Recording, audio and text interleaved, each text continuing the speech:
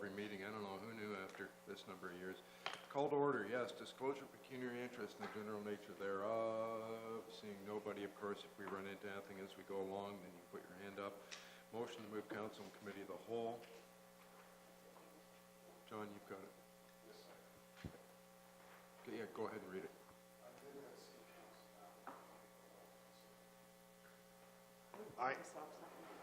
I move that City Council now go into Committee of the Whole to consider staff presentations related to the 2019 budget. Moved by John Tanning, second by Mary Cook.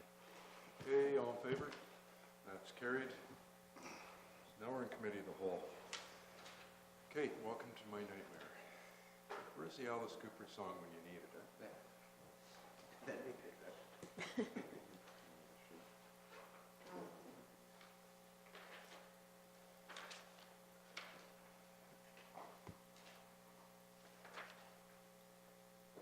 All right, we'll just get started then. We're here for, this is day 2 of our budget sort of presentation and deliberations, and we're going to start off by completing our review of the capital budget that we started on January the 15th.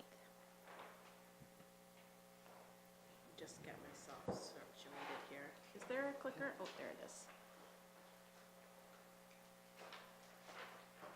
So we, hopefully we're going to walk through contract services, which includes airport, transit, waste management, fire, library facility, fleet, and the police services capital that I have received through the staff at, there. We'll break. We'll have a follow-up sort of, this was intended to take place at the end of the meeting tomorrow, but since capital's fresh in our minds, we'll do our capital follow-up this morning. And then hopefully we wrap that up in time for lunch, and we'll start our operating budget after lunch. So where we left off at our last meeting, these are the items that, between myself and going through the motions that I believe the clerks recorded, these are what I have as sort of on hold from our last review. So we reduced the cell phone replacement, we eliminated virtual city hall, we eliminated Stony Orchard, we eliminated the road to the pool at Harrison Park and moved that $100,000 into asphalt resurfacing. We reduced the food forest at St. George's.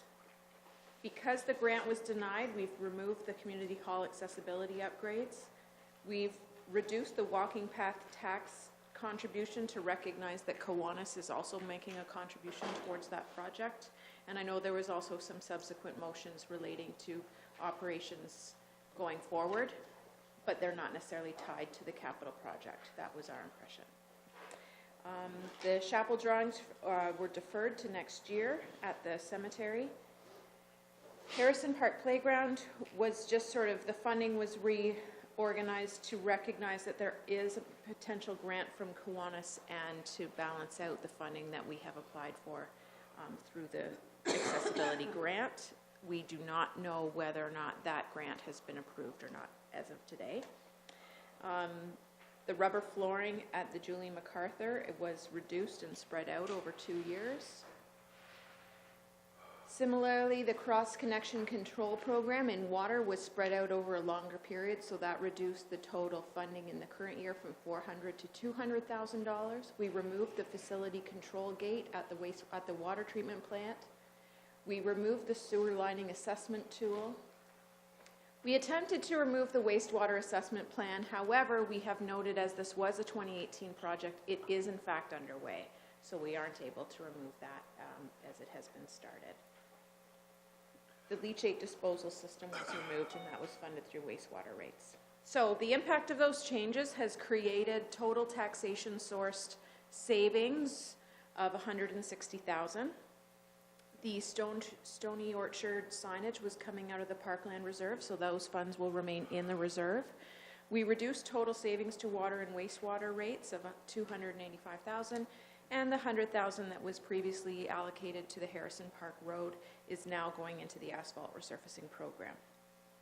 How the tax source savings will be treated will be part of our operating budget deliberations to follow. So we'll just sort of continue to hold that.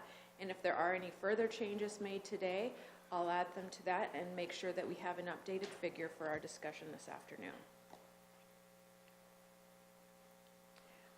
I guess before I go further, I'm just going to respond to a question that Councillor Merton had for me this morning, just to clarify it for everyone. So as we go through these days are really intended for deliberations, discussion of all of our capital. Originally, we would plan to do all of the capital on the 15th and then revisit it tomorrow afternoon.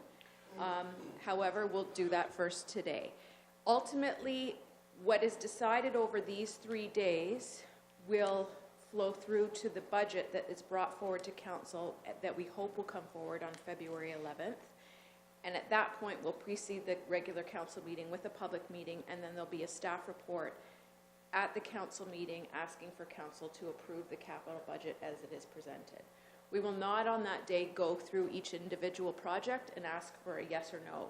So it will be approved as a full package. So the intent for these days, today, tomorrow, last week, really is to get an idea from you what you want to go forward with and what you do not want to go forward with. So if there's something that you want to add or remove or change, it is important that you let us know over these few days so that we don't necessarily get back into those details come the council meeting that we're looking for actual approval on. If we do need more time and there is some outstanding information, there's no reason why we can't delay that meeting, but our goal is to achieve that, and by having an approved budget, then we can get started on our capital program, because as you know, the longer it waits, the longer our staff have to wait before they can start on some of these significant projects. So this came up at our last meeting, and I have put in front of you a document that was circulated to you last week, just talking about what is carried forward from the previous year. So you've been provided with a summary of the deferred and carried forward projects from 2018. Our total budget in 2018 was just over $21 million for capital. 85% of the budget were completed by year end. We'll bring forward as part of the year end report our full discussion of how those projects went, what was over, what was under, and how everything wrapped up. So that I'm not intending to talk about the 2018 program today. 7% of those were started but spanned year end. That's completely normal. We don't operate operationally on a fiscal year, so there's some projects that make sense to start them in November or even December and carry them forward through the year so that we're busy working all the time. 3% were canceled. The biggest one here would be the Connecting Link funded program for 16th Street East that was budgeted for. So canceled is often as a result of an external force. In this case, that grant was denied. But in some cases, there are strategic reasons for canceling a project and reprioritizing our resources for something else. And then 4% of the budget was not started and is carried forward to 2019. So those are the items in your 2019 budget that show as carried forward.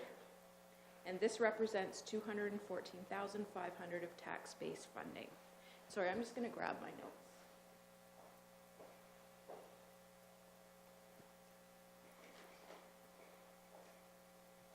Maybe I have them.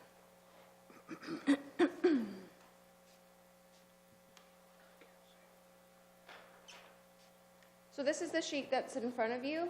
I can certainly answer any questions, but just so that you have that handy, and if you had anything that you wanted to discuss, we can certainly do that. So Kate, last, I don't know what day it was, Councillor Hamley sent out a note with some things that you'd like to re-review. If you want to review them, let's get, I guess my plan was to get through the rest of the capital presentation, and then after that we'll wrap up what we just looked at, and if there's anything from the last 2 days that you want to discuss again, we can do that at the end. That was kind of what I was going to ask. Perfect. So our next steps, we're going to review the detailed capital budget proposals for those services that I discussed at the beginning. Please continue to ask questions that pertain to these divisions. We'll wrap up capital. Council may have the opportunity to revisit and discuss any of the capital projects presented already and earlier today. Understanding that ultimately what we end at today will make up the budget that comes forward for approval on the 11th. We can return to capital following the operating budget presentation if necessary, and we're going to aim to wrap up capital before lunch to begin the operating budget presentation. So we'll have a day and a half to go through operating. So I'm going to just open up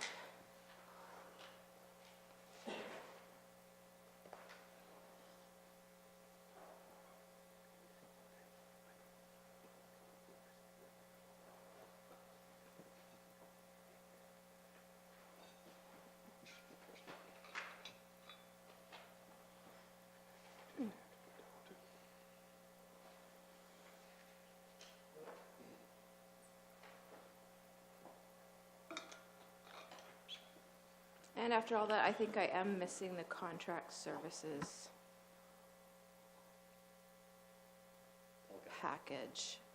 So maybe we'll start with the other ones, and I'll get that loaded into the folder, and then we can start there.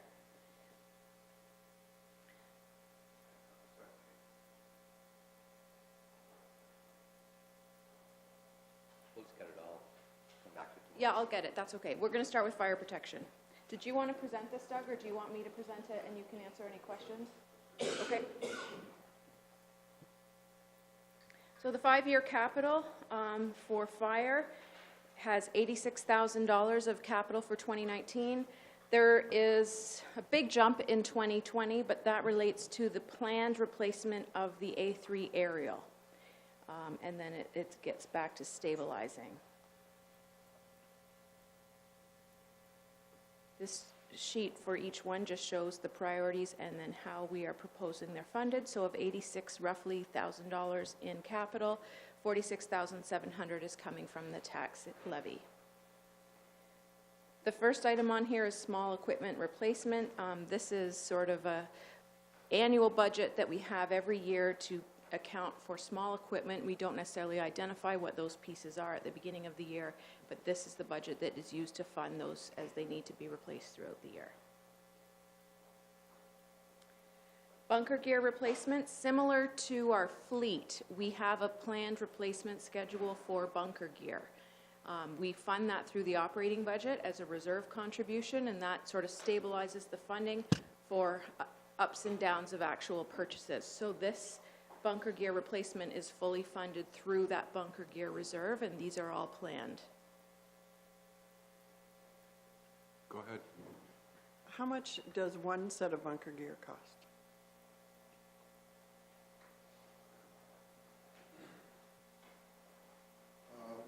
Through your worship, with the bunker gear you're seeing right there, it's approximately $2,300 For one set? for one set, and it is good for 10 years. So after 10 years, it has to be, it doesn't have to be thrown out, but it cannot be used for internal firefighting because So- it's 10 years old. Okay, so the plan here is to have 2 sets for everybody or 1 set for each individual? What we have got set up here is every 5 years, they will get a new set of bunker gear. So they will be, their primary set will be no older than 5 years. If we get into a structure fire, we come back, that gear goes right into the washing machine. It's out of service for a day or so. They can use their backup set. So their primary set will be no older than 5 years. Their backup set could be 10 years old. And then once the new set comes in, their primary set goes into a backup roll. And the idea there is everybody has their own personal bunker gear, which they do not Or- have to share.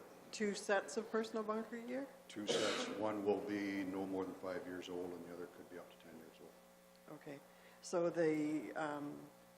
how many sets do you have now then? Right now, the way I believe we have it set up, it's going to be around 2020 before we get everybody into having 2 sets of gear.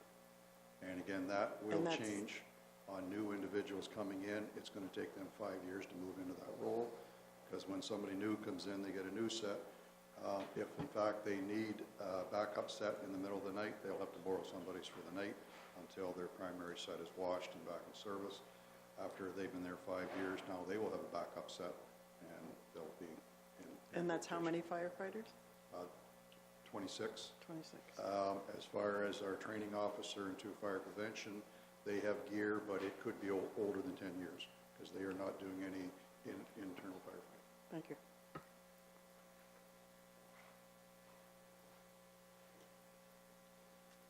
the change room lockers, and Doug, you may want to speak to these as well. This would be to replace the existing lockers with new ones. This, again, through your worship, this moves into the renovations at the hall, and this is something asked for by the members for larger lockers. Again, what we have right there is adequate for the amount of room we have. The new lockers, if in fact we go that route, won't be needed until the renovations are done. Deputy Mayor O'Leary? Thank you, Your Worship. Chief, before I ask this to be removed, just curious, did the firefighters offer to help out with the renovations at all? I'll go back to, I believe, the spring of 2016. The idea came to me from the members for a larger locker room. We had plans set up that we were going to do, or I was hoping we would be able to work with the members and do a lot of the in-house work. And what I asked them to do, if they would be willing to do the demolition work while they're on duty on a Saturday and Sunday and nights, and bring in contractors to, again, redo this. And this was, again, to move somewhat to the goal where we're planning on going now. The answer I got from membership, they're not interested in getting involved in it. Okay, thank you. I would move that we remove the lockers. And just one question for me. If we're going to add a second set of bunker gear for everybody, does that put pressure on these lockers, or where would the second set? No, this is their own personal clothes, their uniforms, their bedding. This has nothing to do with the bunker gear. It's kept on the apparatus floor in Downstairs around the corner. Okay, good, thank you. Councillor Gregg? Just a quick question, Chief. How old is the current lockers? I'm assuming 1974 when the station was built, so they were there when I came in 84. So I'm taking for granted they were there when the station was built. So. Anyone else? So motion is on the floor to remove that. All in favor? That's carried. The next item, I'll actually defer to our Director of Operations if there's any questions, but this is to resurface the asphalt ramp that's in front of the fire hall.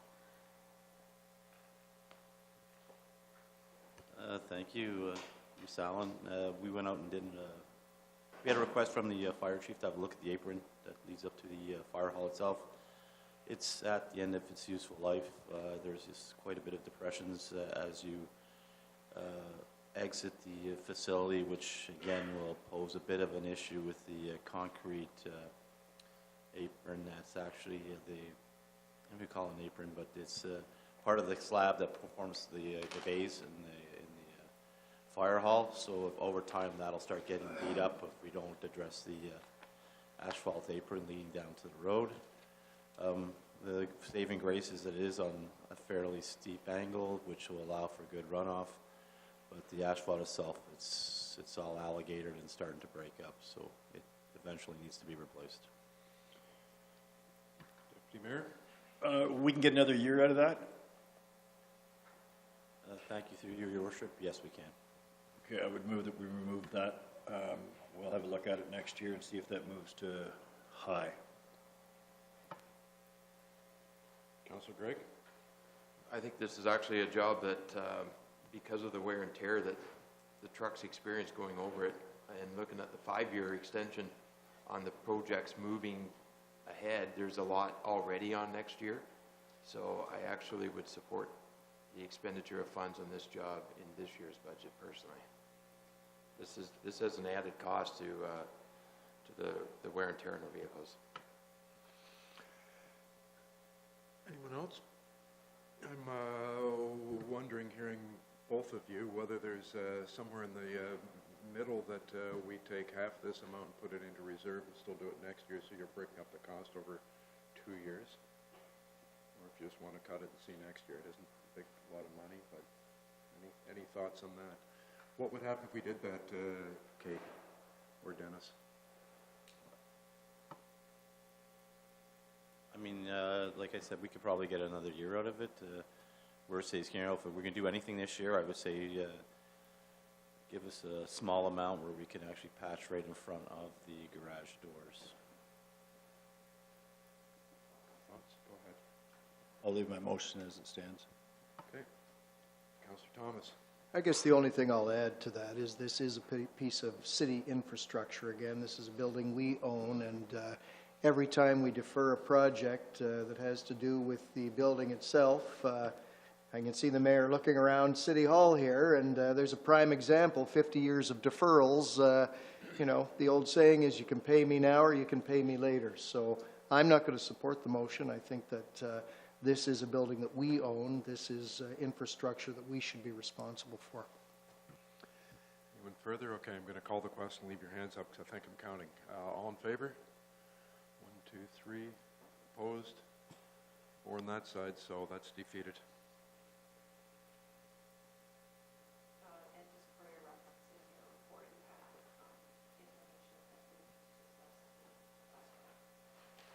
Fire station interior. Actually, Kate, I'll get you to hit your button there so we can hear you a little better. Perfect, thank you. Sorry, this is just the information that was provided with your budget to support the assessment of that asphalt. The fire station interior enhancement, this is actually a carry forward item that was approved in 2018 in order to amend the existing layout of the fire hall and move dispatch services up to the space that has been created at Public Works. There are some additional funds required, so that budget is carried forward, and we're also asking for an additional $10,000 in order to bring the total budget up to $40,000. Go ahead, John. Has the work started? I'm a little confused. The work has not started as of yet. And to anticipate my neighbor's question, maybe this is a question for the chief. Again, have they been invited to participate in the tear out and maybe reduce the money a bit? Through your worship, this goes back to the original, this goes back to the original idea of, again, making their locker room bigger. And at that time, I was looking at making the locker room bigger and trying to put an extra washroom upstairs for females should we get to that point where we have female firefighters. So that was idea right from the start when the original plan went to them, and they said at that time they weren't interested in getting involved. Where we've moved to from there is to, again, because of the changes upstairs, a few changes downstairs as far as a training room, and that had to do with the Emergency Measures Center at one time looking at going to at the police department, again, which isn't there now, but we still need the training room downstairs. What's holding up the whole renovations is we need the backup dispatch out of there because we plan on using that room for part of our offices downstairs. I guess, your worship, through your worship, I guess I would only comment that as long as fire takes up, I think we're almost at 5 million, aren't we? I have problems allocating money towards fresh dorms. We'll go to Marion next. Thank you. I wondered, is this a project that can be phased in? It would be difficult, again, because we are very tight down there as far as room, but in order, and the main goal here is we do not have anything in place should we hire a female firefighter. And again, depending on who comes in, I've called pretty well every station in the province, and it's from here to there as far as how they work things. But again, we do not have anything in place should a female firefighter be hired. And that's our main goal, is to have something in place if and when that happens. And in order to make one move, you need to have room somewhere else, and that's utilizing the office that the backup dispatch is in. And the other thing I'm looking at here is we are one of the few stations in the province that still has a pole. And again, our guys, and this is the pole we slide down. Pole. Okay, so when we're on the second floor, we slide down the pole to get to the apparatus floor to jump in the trucks. There isn't a station being built in the province now that has a pole in it. Everybody is being built. The guys, the move now is to get the firefighters on the ground floor as closest to the trucks as you possibly can. My concern here is if it ever gets to the point that the pole is taken out, this plan here does have provisions. We can move the dorm downstairs to get the guys closer to the trucks. And And again, that's not what we're planning on doing, but the provisions there should that happen. So, Deputy Mayor O'Leary. Just for the benefit of the new councilors, Chief, you did have a female hired at one time. we put an offer out to one, and unfortunately, another fire department stole her before she got to us. Right, so this is going to happen, and I think when it does happen, if we don't have washroom facilities for a woman, we're gonna look pretty silly, so this is something that has to be done. Councillor Thomas. Well, I think everybody's pretty much made my point. I just wanted to bring it back to the fact that the entire purpose of this was so that we would clear the way and create the possibility to hire a female firefighter, and I think we are an equal opportunity employer here at Owen Sound, and I think we should move forward with this. Councillor Burton.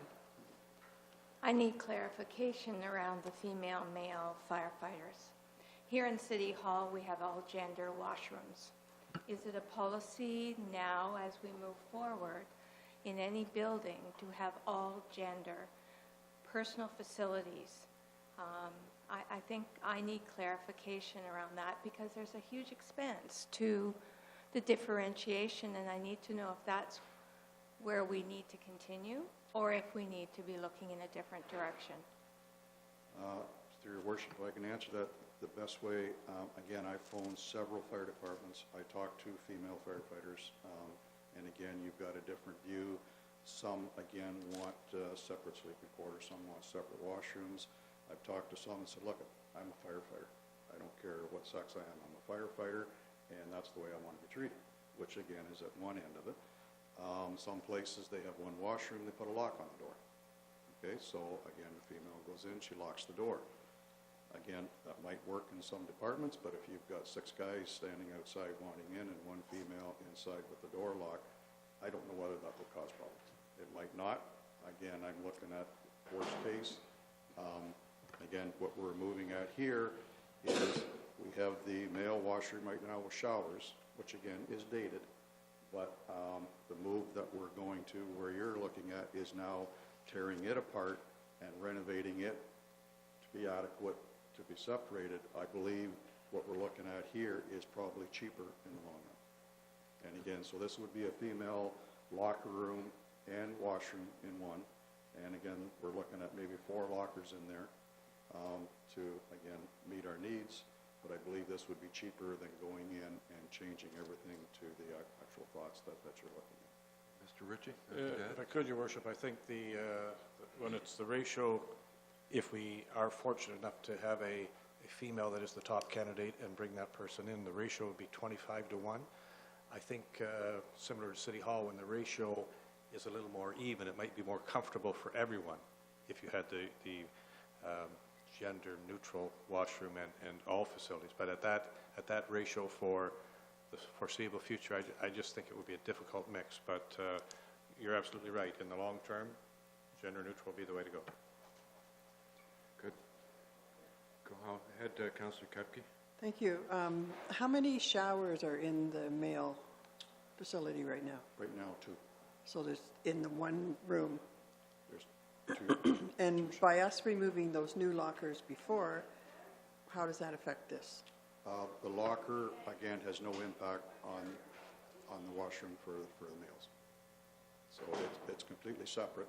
So unfortunately, again, the way it's set up, you'd have to walk from the men's locker room to the men's washroom down the hall. Okay, so when you renovate, though, you just take the old lockers and put them in where Right, the locker. the renovations so, are. Right, where the renovations are being done, the locker room is going to get made bigger, and we're taking over the old dorm, or the training room upstairs is going to get made into a locker room, which is going to get made bigger. The female washroom, locker room will get it put in where the male locker room is right now. The training room from upstairs will go downstairs into one of the offices. The backup dispatch is leaving. The 3 offices for the union staff downstairs will go into where the backup dispatch center is in the training room. So we're just moving things around, and And the kitchen remains where it is? the kitchen stays where it is. Yes. Thanks. To be clear, Chief, you've spoken to other municipalities. They obviously would have less females than males as well, I assume, some of them. And they've made it work with just one integrated locker room? Some places it has worked, some places it hasn't worked. Yeah. And again, it all depends on the individual coming in as to what they want. Okay, so I'm not seeing any motions in that, so we've got, Sorry, I apologize. I move we strike this item. okay, so I think we've discussed it, so I'm just going to call the question. All in favor? 2 opposed, so that's defeated.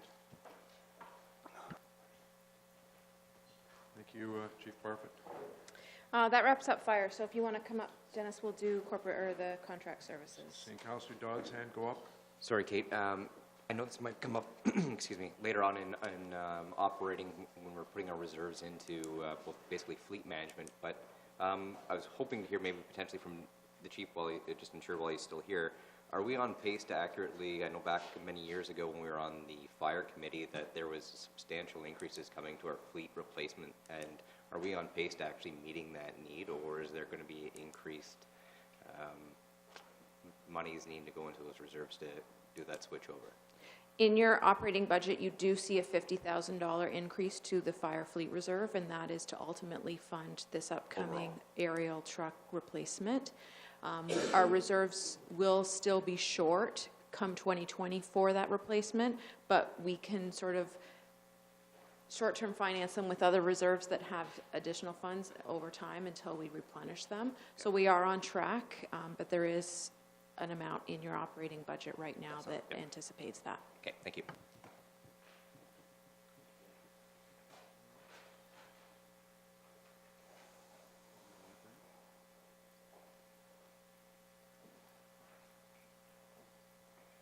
So the first project we're looking at is related to transit. It's additional bus stops or bus shelters.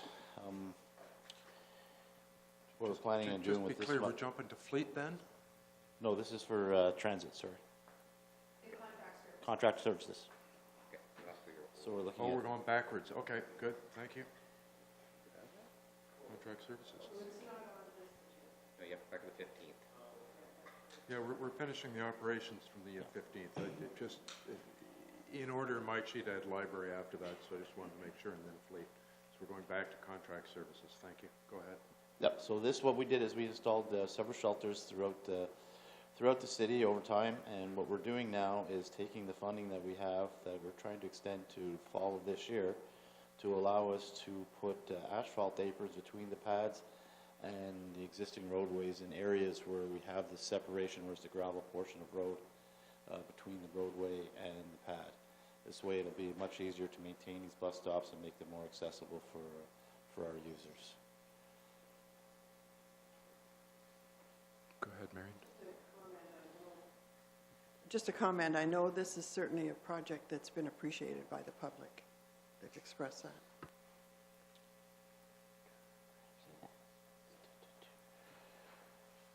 Again, this is another transit-related project.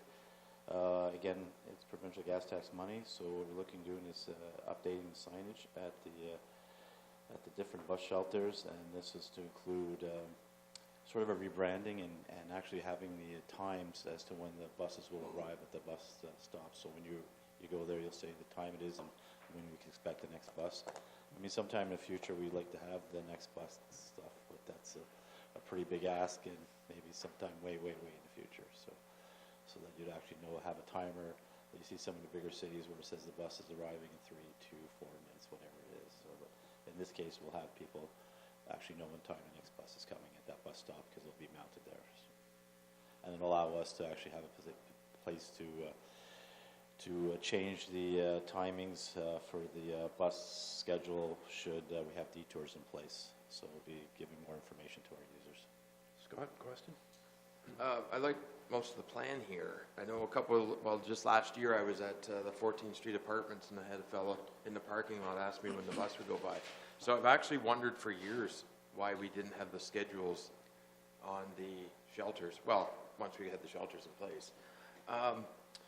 But what's their strategy projecting out when that 10th Street Bridge is not functional? and it's going to have a considerable impact on our transit system. Do we have the capability right now to facilitate the Where's My Bus app? Like, do we have the GPS modes in place? I wonder if we shouldn't have a little bit more discussion on the necessity of that, acknowledging the bridge is coming out and it's liable to throw our transit system into utter chaos from a dependability standpoint.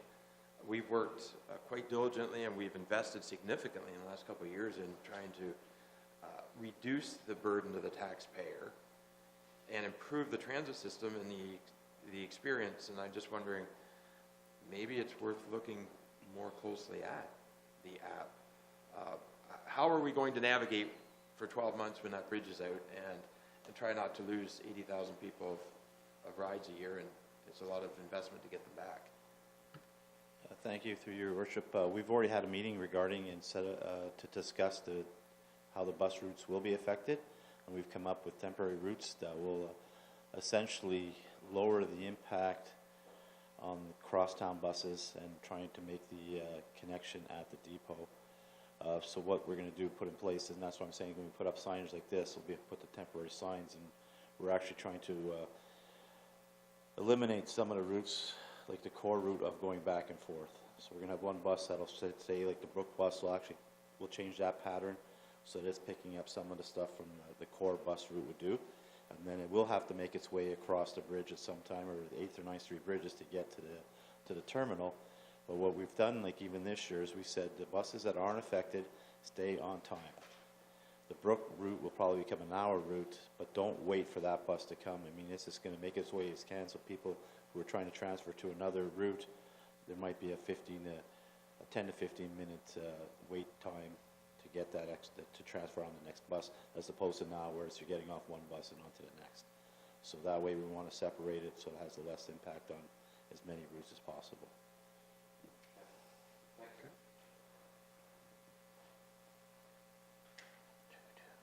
Here we're looking at putting cameras at the terminal. This is to be done for several reasons, and a lot of it has to do with the safety of our employees. Sometimes we do get people who are not in very good moods, so we want to make sure that we're able to put something in place that allows us to protect our staff working at the terminal. And it allows us to protect private property, because one will be outside too, to make sure people aren't vandalizing the terminal. Compost. Now we're dealing with, this was a project that was supposed to take place this year. Essentially, as we find that the place is becoming extremely busy, that we have to provide the necessary equipment so we can maintain maintenance practices at the compost site. Right now, it's not being manned, so we do get a lot of debris coming in that we wouldn't want to see, but it's coming in, so we have to deal with it the best we can. Just a quick question. Especially around Christmas time, you notice that everyone puts their Christmas tree in a plastic bag and then drops off the bag that's not biodegradable and leaves it at the compost. Yeah. Those are the issues that you're talking about? It's the pieces like that and the cement and the boards with nails in them that are being left there for... Yes, exactly. So like when we talk about the plastic bags, staff have to go around and collect them and put them in a dumpster. The big issue with the concrete and steel is when we bring in the grinder to grind up all the larger wood debris. What we find is that you have to take a lot of necessary care to make sure that that steel or concrete doesn't end up in the grinder, because it'll just destroy the grinder. And what we're finding now is because of that, our prices are starting to going up for that specific item. So, and like a piece of equipment like that, the grinder that the contractors bring in secondhand is worth $500,000. So, I mean, time is money for those guys, and every time they're down, that's the issue that we're running into. So, it's either, it's something we'll deal with in the future, and part of your motion that you brought up, depending on how we go with segregating organic waste at the households, that might help us look at different avenues of how we do with our compost site. But right now, is an issue. And maybe this is something that we can take to our manager of community development and just really kind of stress that importance, especially when we're coming into the spring and the fall months of when we're doing those kind of cleanups, of stressing to the importance of not putting plastic in that compost site. And I know we have signage and stuff, but sometimes we need a friendly reminder to make sure people are aware that those actually do not biodegrade. Yeah. and they're there. They're an oil-based product, they're not leaving. Airport shed, this was a project that was started last year. Yes, oh, sorry? Okay. Just a question, do we have any cameras at the leaf and yard waste? Thank you, through your worship, no, we don't. Okay, because it's really used a lot. Oh, And I there's know. no one, we don't have anyone to monitor the gate. Yeah. So anyone can use it and dump what they like. We can look into that, and I can touch base with our manager of IT services, see how we can get connectivity out there, but that's a good idea. Thanks. Next is the airport shed. We have a reserve for this. This shed will be used to store our equipment, the snowplow, our lawn tractors. We're finding that by having them sitting out in the weather, that is shortening their life expectancy, and there is problematic. It's problematic when you show up after a storm and the truck, the snowplow is covered in snow and it's hasn't been plugged in, and it's we still have to provide services to the lessees of the airport. Some of that equipment's maybe been in a private hangar? Some of that equipment at one time was stored in a private hangar, but now it's being stored outside because that person sold their hangar. Yeah. And we don't have access to it anymore. So what we find is the lawn tractor sitting up there all winter, spends a lot of time in the shop, breakdowns quite a bit. The same thing with the snowplow. We find that we're calling out our mechanics to try and get the thing going after specific storms. So, and we do have money in reserve already for it, and we're hoping to get the best bang for the buck in terms of the type of shed that we'll be able to obtain. Right now we're looking more at a canvas soft sided structure. Hopefully we can get something with hard sides that'll stand up better. It won't be heated, but it'll just keep the elements off the equipment.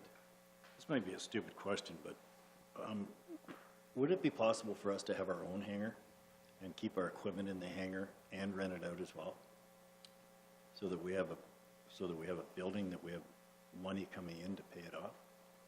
That's a possibility. You'd have to be very careful with having heavy equipment like a plow and an airplane sharing the same hangar can be problematic. If we do end up banging into the come into contact with the plane, there could be significant damage, which we would be required to cover. But in reality, that's really what's going on now. But there is, some of the hangars are being used for storage as well as an airplane, no? It could be, I'm not sure, but not by using to store our equipment. No, but I'm just making the point that some people use those hangars for storage of older vehicles, that sort of thing, and their plane. Yeah. I'm just thinking of the city doing the same thing, and renting out the rest of the hangar, and instead of spending, X number of dollars on our own. It might be significantly more than the $65,000. Yeah, Or I know. 55, yeah. Just a thought. 60, yeah. Go ahead, Karen. Through your worship, your rationale for buying a build or a structure versus rental, why would we want to own another shed rather than rent? We need to have something at the airport. So it has to be located there. Yeah. Thank you. Mary? Hey, yeah, I'm just going to remind council, you don't have to go through me. He's sitting in front of me half the time, so I don't see it. Just ask whoever's there. They can see you better than I do. Thank you. This has certainly been on the agenda the whole last term of council, about somewhere to store the equipment there. So there are no empty hangars currently, is that correct? To the best of my knowledge, there isn't. We did have that shed located across the highway, Right. which was problematic in itself. We all had a nice little tour of that place. And the thing is, that posed a bit of a safety issue, trying to make it across the highway, especially when you come over that, it's like a blind curve on top, a horizontal curve, so if people come racing over that, there were a couple of close calls, so having the structure, we have the pad already in place, so it's just a matter of buying the shed and erecting it. So if we did have a hangar that we stored this equipment in, can we treat it like a leased hangar and pay ourselves the lease, like the people who have sheds or hangars up there currently do? Pardon me? Well, I'm saying that it's, I suppose that could be a business case, yes. But and do we have why would we? I'm not following you thinking. dollars?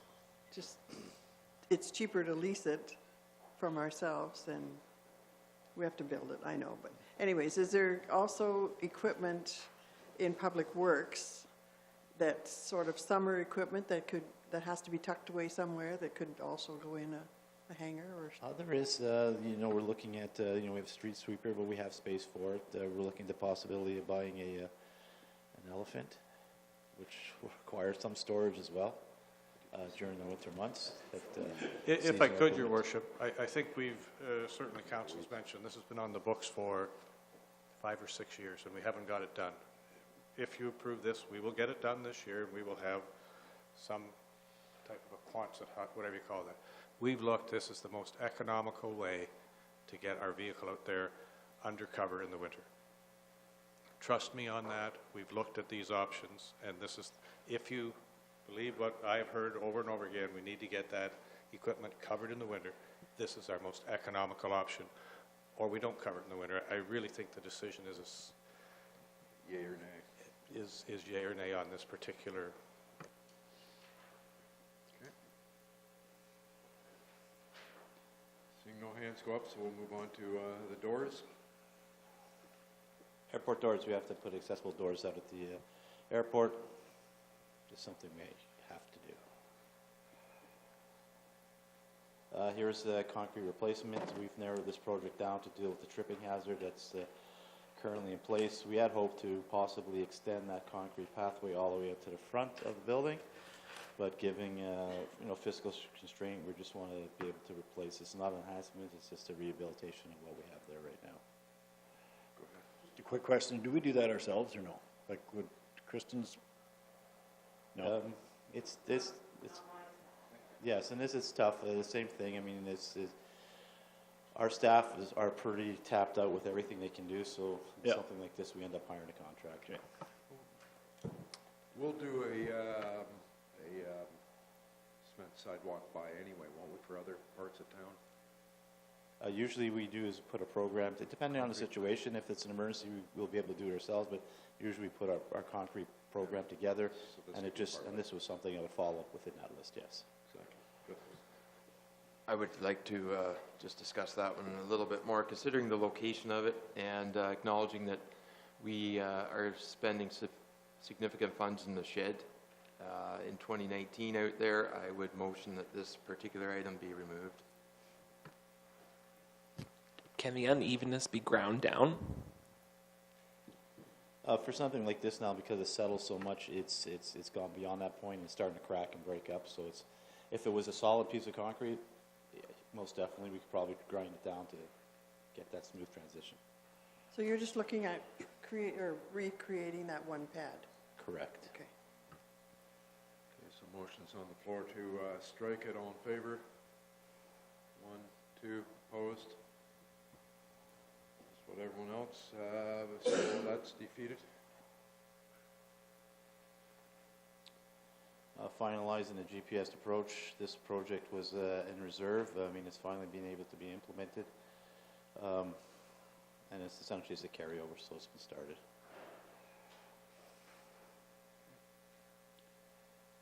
The HVAC system, this is something that Christian will take care of. Again, this system is at the end of its useful life. It needs to be replaced. Again, it's a necessary evil. When dealing with any structure, you have to make sure you can upgrade the heating system when it's needed. At the same time, we'll be looking at enhancing or building out the exhaust system for the kitchen. And I've talked to the current operator, so they've got a deal on more of a commercial fan at a really economical price. So it's just about how we can link those together and get that installed for them.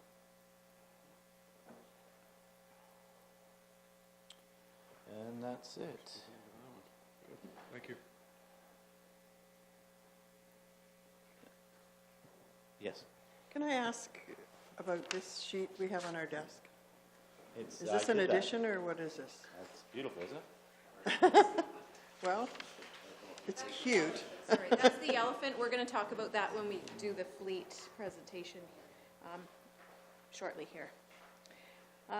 Our next capital budget is for the library facility. I'll be able to speak to most of these. Our 5-year budget is pretty stable over time. Our current year budget is for $200,000 with roughly $130,000 coming from the tax levy. The first item is the library flooring. This item was approved in 2018 by motion to get it started and using the reserve. It was decided by the library board that it would be more effectively done in February of 2019, and so it's showing up in our 2019 budget. The materials have been purchased and are being held by the contractor, so this is somewhat underway. The next item is the retaining wall replacement. This has been on, as you can see, it's got a 2016 number there. This has been on the agenda for quite some time, deferred for multiple reasons. We are bringing it forward this year to move forward in 2019, and it is to replace the retaining wall that's just by the front entrance. Kate, I know we looked at this obviously in 2016. We put it into the budget in 2016, I believe. In 2018, I believe I made that motion and remove it and put it into flooring. But I believe the reason that we did that was because the long-term plan from that was that we weren't going to be touching that retaining wall for several years until we were doing some sort of capital project, construction project around the library. Was that not accurate? Through your worship, Facilities was asked to get involved with this project, so actually I've been involved in retaining an engineer to do this design. We have that design now. The wall is failing. It's quite a safety hazard at the top because it doesn't have a railing along the top. This plan, the way we've done it, would be consistent with any future streetscape improvement there, so it doesn't negatively impact the Downtown River Precinct plan from going ahead in that area. So it addresses a safety hazard and a failing wall and is consistent with the plan. I agree it doesn't look great, and I agree that whatever, I just for some reason remember that conversation that there was something else happening, and I wish I watched that old budget meeting from last year in my spare time because I'm such a nerd, but yeah, instead of CPAC. But I guess that's my thing, and that'd be my only thing. I know we've had that on the budget for years past, and I just thought there was a conversation about something with that roadway, but if that's, you're saying it's not going to impact anything else of future construction, then that's fine. I know it's a lot of money, but I think it was Mayor Lovell years ago who called that area of town the living room of Owen Sound. I've always liked that word. I've lamented how bad a picture this presents, and I certainly support the expenditure.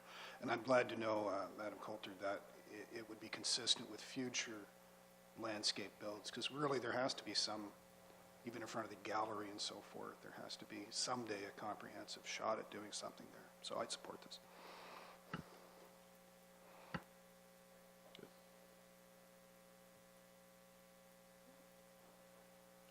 Richard didn't have to say anything. The other two items on this budget, we don't actually have detail sheets for. They are the HVAC reserve and the roof replacement reserve. In 2018, we were originally going to replace one of the rooftop HVAC units. It was decided that it would be more beneficial to replace all of them. That being said, we only had funding for one, so we're going to pay off that capital investment over time, which is what makes up the HVAC reserve $20,000 contribution. The other item is the roof replacement reserve. We replaced one segment of the roof in 2018. There is a plan to do other sections, including $60,000 in 2020, and so these reserve contributions will help offset that cost when we undertake the work. And that is it for the library. Councilor Gregg? My only question is, I thought a couple years ago we set forth a plan to do the lighting there as well. And now we see next year's forecast for $60,000. What became of that? Like, I thought those funds were set aside with the roof at the time and lighting, and then we moved funds for the flooring last year. But So now there is $40,000 in a reserve for the lighting that was set aside in the previous year, and then it's on our capital schedule to do in 2020. So in 2020, we'll need an additional $20,000 in order to complete the project as it's shown budgeted here. And it didn't get done, why, in 2016?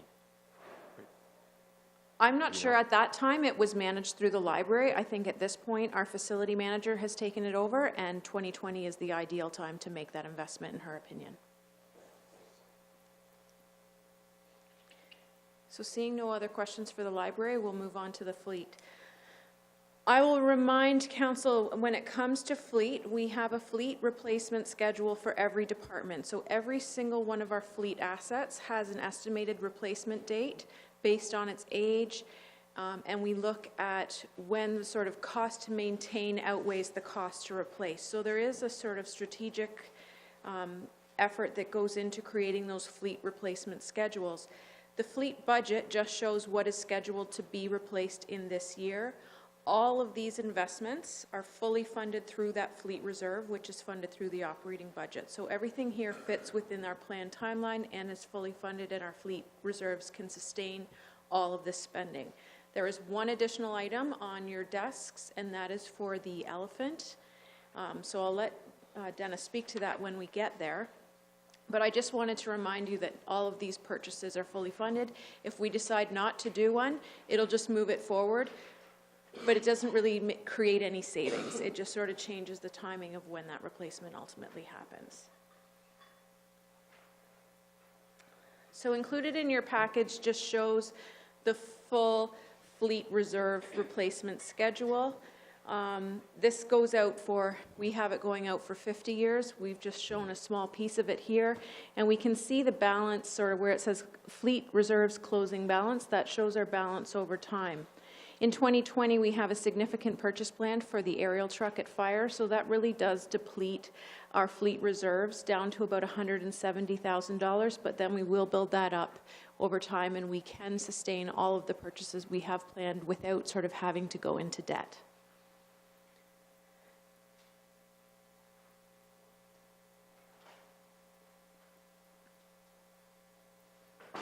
Our total fleet replacements in 2019 are approximately $1.5 million.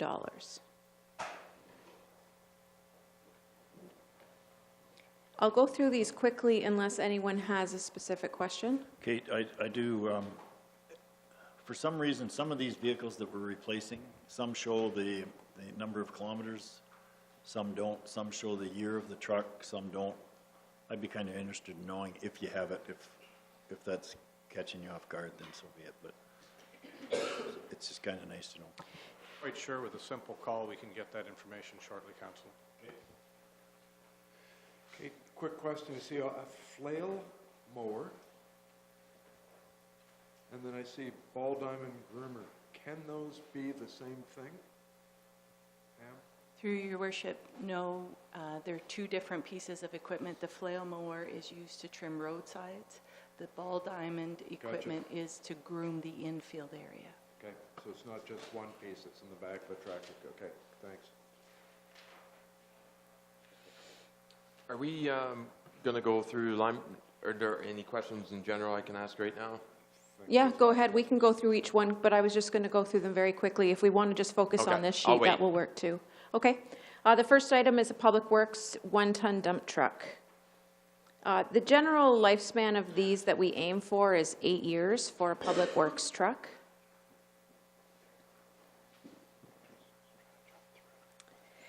This is the International Tandem Plow Truck. I believe this is actually the truck that we approved the tender for last night. And there will be a sale of our existing truck to offset the total cost that we paid. Sorry, this is that one. This is the next one that's been replaced. The 18T.1 is the one that we approved last night. The Vector was approved to be replaced in 2018. It did not get replaced in that year, so we do plan to move forward with that in 2019.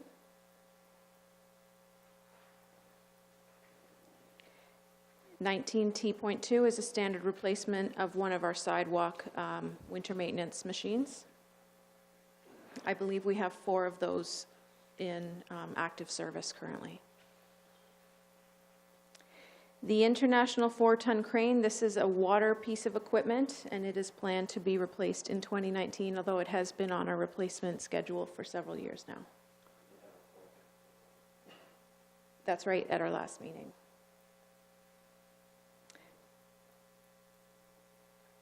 a report came forward specifically for this item, and it was approved by council. Water cargo van is a piece of equipment that is used in our water department and is scheduled to be replaced. This is a 2010 van, so that fits in with the 8 to 10 year replacement schedule that we aim to follow.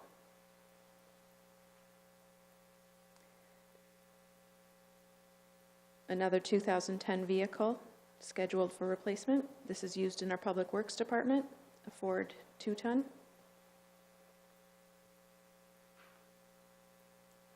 Some of these are smaller purchases. I believe this is out at the airport to replace the snow tractor blades, so that winter control unit that attaches to the front of the tractor out at the airport, $5,000, and that's funded through the airport reserve. And then this is the airport lawn tractor that our director was referring to later, that would potentially be kept within that equipment shed once it's purchased. My question is on the, since we're on the airport reserve funds, we've got a line item for a Toro walk-behind snowblower of a reserve required of $20,000. That cannot be right. I presume that's a zero added in there. Like, I have a Toro that blows snow 3 neighbors over, but it's not $20,000. What year is that scheduled for? If you have it in That front was of a you. 2018 Pronovo Toro walk-behind snowblower, just to do their sidewalks and general maintenance. And it was replacement year 2018, but please tell me that 20,000 is wrong. I'll look into that to clarify what that one was. It's not in our current year budget. Goes with the septic system out there.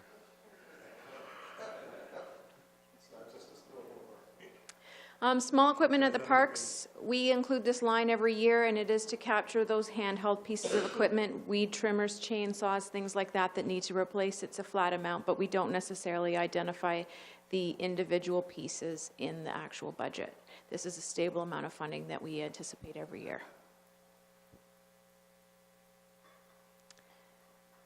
This truck has 146,000 kilometers on it.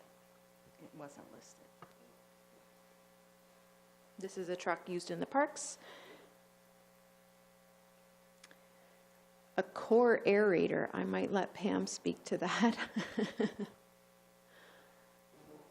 Core aerator is a piece of equipment that is important in turf management, particularly in our sports fields, so ball diamonds and soccer pitches.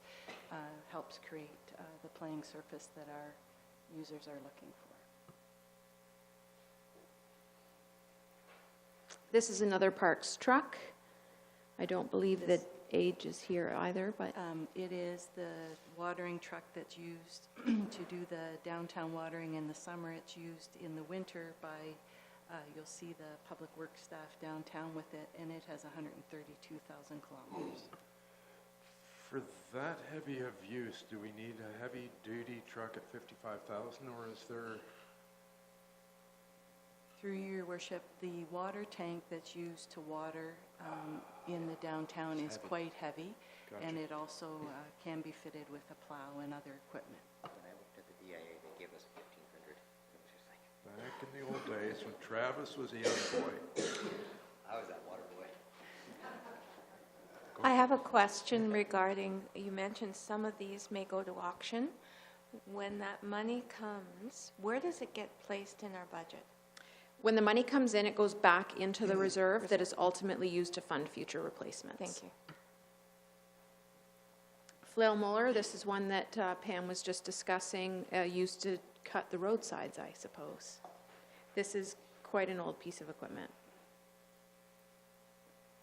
And the ball diamond groomer.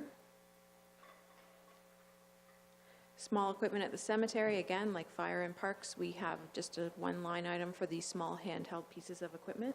So Kate, I was going to protest. I think it's ridiculous that we need a cemetery for small equipment. There's got to be another way that we can bury them.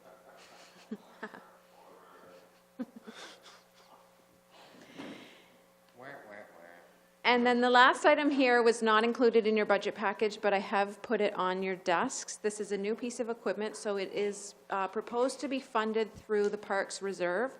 However, ultimately replacing it will require an adjustment to our operating budget to increase the reserve contribution over time to catch up from this purchase and ensure that we have funds available for its future replacement. but I will let Dennis speak to the usefulness of this piece of equipment. Thank you, Ms. Allen. Through your worship, this piece of equipment is a very efficient mechanism to help with litter control within many areas, within a downtown core, within parks, along trails. Essentially what it is a golf cart type chassis equipped with a large vacuum cleaner, per se, and it allows us to suck up debris as small as cigarette butts and as large as a 2-liter bottle of pop full of liquid.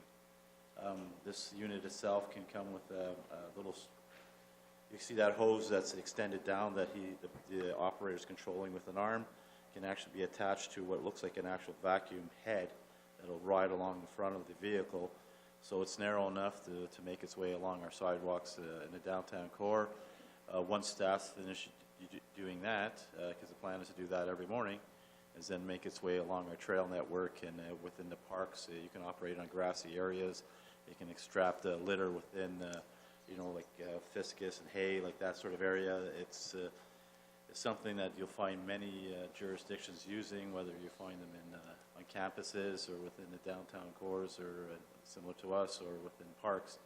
It's very efficient use. It works 6 times faster than a typical manual street sweeper. So you can get a lot done. It's equipped with a reusable bag, so what happens when the person's done, the operator's done, he pulls up to a dumpster, flips the cab on the back of the unit, empties out the bag, and throws it back in, and off he goes, and it's done in a matter of minutes. So. Dennis, it doesn't, this elephant with no ears, it doesn't just vacuum from the trunk? It's vacuuming from underneath the vehicle too? What you see is it's another option that you put that's installed in front of the wheels, and then the trunk just connects to that and becomes almost like a vacuum cleaner head. But the one going down the back, is it actually vacuuming underneath the vehicle itself? No. So it's only the trunk? The trunk has to be connected to whatever is sucking up the debris. Okay, and just while I have the mic on, just a general question on replacing trucks. One of the comments here on the 1-ton dump truck, this series of diesel engine does not like the frequent in-town stops and idling around town. Sounds to me like the person buying this didn't know that there's going to be stops and starts and idling around town. Is that a mistake? What is the thinking between buying diesels and gasoline and? But it's sometimes it's the brand of diesel. You'll find that they become problematic depending on the drivetrain, like the producer, whether it's a Cummins or not. You'll find that if they're not idling constantly, the startup and just starting up, it just requires, what happens is a lot of the fuel gets bogged down in the filters and stuff, and it starts getting clogged up. So you don't really know this. I mean, the manufacturers promise everything under the sun when they submit a tender on these items, and until you start using them, you find out what becomes problematic and what isn't. So sometimes when it's a newer motor that comes online, they're saying it's the greatest thing since apple pie. You find out, yeah, it might be in the conditions that it's being tested in, but not in a real life application. Right, thank you. I always thought it was the greatest thing since sliced bread, but that's okay. The little sweeper that the DIA currently has, that they use on the sidewalks now, does that become an asset of the DIA and not the city when things are changed over? I think it's an alligator. I thought it was a goat, so there you go. The DIA has certainly offered that for the city's use. I believe with council's blessing, this machine, I'm particularly intrigued not only by its versatility, by its doing the work of six people. Intrigues me. I think we have to try to improve the service. When I've watched them behind the goat, alligator, whatever, it's relatively slow compared to what this machine, I believe, will do for us. But my they've question offered it to us for use. Okay, so is that becoming an asset of the city then, or? I don't believe we would take ownership of it. So we would look to the DIA to sell it or get rid of it? I would give them that option, yes.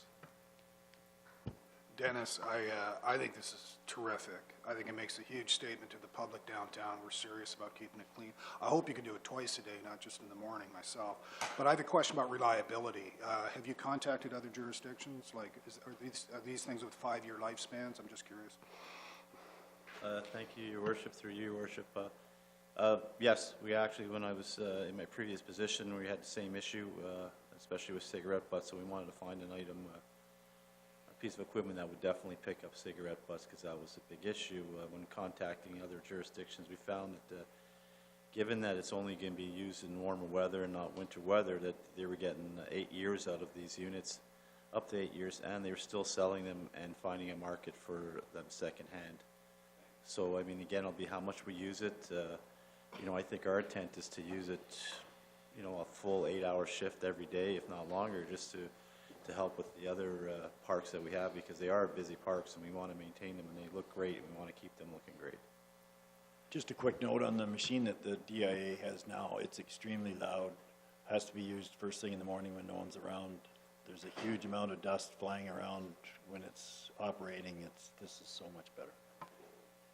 So just to be clear, this new asset is basically a fallout from the city absorbing the DIA functionality. So in the report, when we get the report and the evaluation, I think it's important that it's recognized that the city has taken on, if we approve this, the expense of this unit as part of that collaborative agreement with the DIA. I think it's important to note that this is not an expense to the city to be able to keep our downtown and other areas clean. So through Your Worship, with all of our vehicles, we charge them out wherever they're used. This will have a charge-out rate. I'm not sure how much it'll be. Kate will work that out for us. And where it's used, when it's used in parks, it will get charged there. When it's used in the downtown core, it will get charged there. And certainly at the end of the first year, council will have a literally down to the penny understanding of the total cost of the changes that you finally approve. Scott? Well, the comment on the downtown DIA machine as it is now, when it was new, I saw it every day for a couple weeks and then saw it very little and saw it sporadically, so I have an assumption that it was not very reliable. It was awfully noisy. I just think, like, another question, did we buy a sweeper, or not a sweeper, a vacuum or something, because we paved the trail at the park last year? Did we get an ancillary piece of equipment that drove along the trail and sucks up leaves, or a blower as well? Through you, Your Worship, we do have a large leaf blower sucker that we use in the parks and cemetery. The cemetery has a lot of leaves, as does the park, but that was an existing piece of equipment. They wear a backpack and Okay. Okay. I just think this is one extra that is on top of the taxpayer absorbing some of the additional funds that we approved last night for downtown parking. There's got to be a threshold that I think that we pass in terms of how much the taxpayer is funding what's going on. I don't think we're Barrie. I don't think we're London or Toronto, and I see this as a machine that is getting caught up in bigger, more urban comparatives. I see it coming with an additional level of service, and it's not what I hear from a lot of residents in Owen Sound is to do more, increase our level of services. It's keep your taxes lower. We keep adding to our base budget. It was initially $1.4 some million in additional levy spending this year, year over year, and I can't support this neat piece of equipment. I just don't see the offsetting efficiencies. We won't recognize the offsetting efficiencies in our other budgets. We've sat through enough budgets. I know to realize that. We just won't see it. So I don't support it, and I'll make a motion that this not get supported, and I'll ask for a recorded vote, please. Go ahead, Travis. I understand your rationale behind it, that this will help pick up the cigarette butts, and from my 3 years working with the DIA, I know that's a big issue. And now if you're doing it once in the morning, you know, you're going to hit in front of the Jason's Pub, you're going to hit in front of H2O, you're going to hit in front of the Harb. and some more common areas where some more people would be sitting. Besides that, what about when there's dog dirt on the ground? Is the operator getting off to still clean that up there, or is that be sucked up in this thing? Or there are some other issues that are in the downtown core that are just besides the cigarette butts. Through your worship, this piece of equipment, if you go onto YouTube and actually they show a couple of videos on what this can actually pick up, and depending if the dog crap is smeared on the sidewalk, it won't be able to pick it up, but if it's just kind of semi-fresh, it should be able to pick it up, no problem. That's what I'm saying, like it can pick up, if you put like a bottle like this sitting there, gone. So it can pick up all sorts of debris and garbage. I'm just saying, I was just using an example of cigarette butts because they're so small. And so you got a cigarette butt and you got this. So, but in that scenario, say it's not a fresh one. Yeah. It's got some density to it. Well, I mean, like, fresh in a sense, like, if it's just been sitting there and hasn't been stepped in, I mean, if it's been stepped in, then the operator's we're gonna have to equip the operator with something else to help scrape it off. But if it's just sitting there on the sidewalk, it should be able to suck it off. All right. Connoisseurs. Go ahead, Wayne. If I could, Your Worship, part of the agreement working with the DIA board was to establish initially levels of service that the city would provide by taking on some of these functions. In discussion with the board and this specific equipment as the option I believe would be the most efficient for the city, they agreed that a run, I'm going to use it similar to the sidewalk plow that they appreciate very much, a run in the morning. So we would have seasonal staff probably through either works or parks who would, their first job would be to start at probably 7 in the morning and do a run through the core. They agreed that would be a level of service that they thought was adequate. I think from the city's perspective, we're trying to grow the downtown core, support the downtown core, bring more businesses and people to the downtown core. If we find that's not adequate, council may opt to, in another budget, say we're going to increase that level of service to do it, but that would be council's choice. The DIA board has accepted a level of service of 1 run a day, probably in the morning while the streets are relatively clear. That's what we've agreed to provide, and that's what, with council's blessing, we would provide. I believe this equipment will give us the option to do it most efficiently, be used elsewhere in our business model, and amortized that way and paid for that way. But again, it's always council's decisions. Go ahead. Sorry, I don't want to get too deep into the operational side of what goes on there, but you also mentioned when the city does do the DIA duties during the summer, those summer students would be still doing the watering duties. Now, back when I did do that, we had to do the watering. One individual would be in the truck watering, one individual would be on the street sweeping. So if we're doing this first run with this, would we be not taking a second summer student, or would we still maintaining that they would be in their off, there'd still be one person throughout the entire day on foot? Through your worship, Mr. Parsons has our staff in parks always, after the September long weekend, we take over watering. So we know on average per basket, per planter, how many minutes it takes to water. You probably do too. So Adam has done a schedule for the summer students that would be able to be on that every other day watering cycle. So every basket is watered on alternate days, 7 days a week, to keep the baskets looking great downtown. And so we know how many summer students that we'll need to have working in parks to keep those going, and we have a plan to be able to keep them busy for their 8-hour shift every day on that cycle. Scott? One other question. So what's the season that we're projecting that this would be used for? All year? Thank you, through your worship. I think we're looking at from spring until late fall. It would probably be mothballed during the winter before the significant weather starts, because this particular item doesn't have a cab. So we're looking at probably 9 months of the year. So thanks. Just wondering the season duration. Given this recorded vote, my opinion is that I'm not in favor of purchasing this at this time. It's a lot of money. The machine that DIA owns now is only about 2 years old, It is still functional, whether it's in their pocket or our pocket. There's only one taxpayer. It makes a lot of noise. This will make some noise, if not a lot of noise. I know that it's still being used because I could tell by the cigarette butts in front of Tim Hortons downtown were cleaned up. Until that other machine wears out, I'm not in favor of purchasing this one. I wouldn't be opposed to starting to put money into a reserve. Oh, we already have a reserve for it, but I don't know. I think that money could be spent somewhere else. But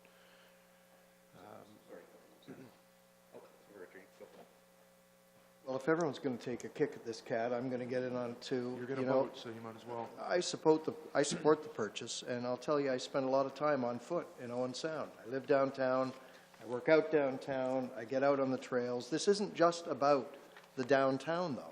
You know, we have a beautiful city, and the sad fact is, a lot of people do not treat our city with respect.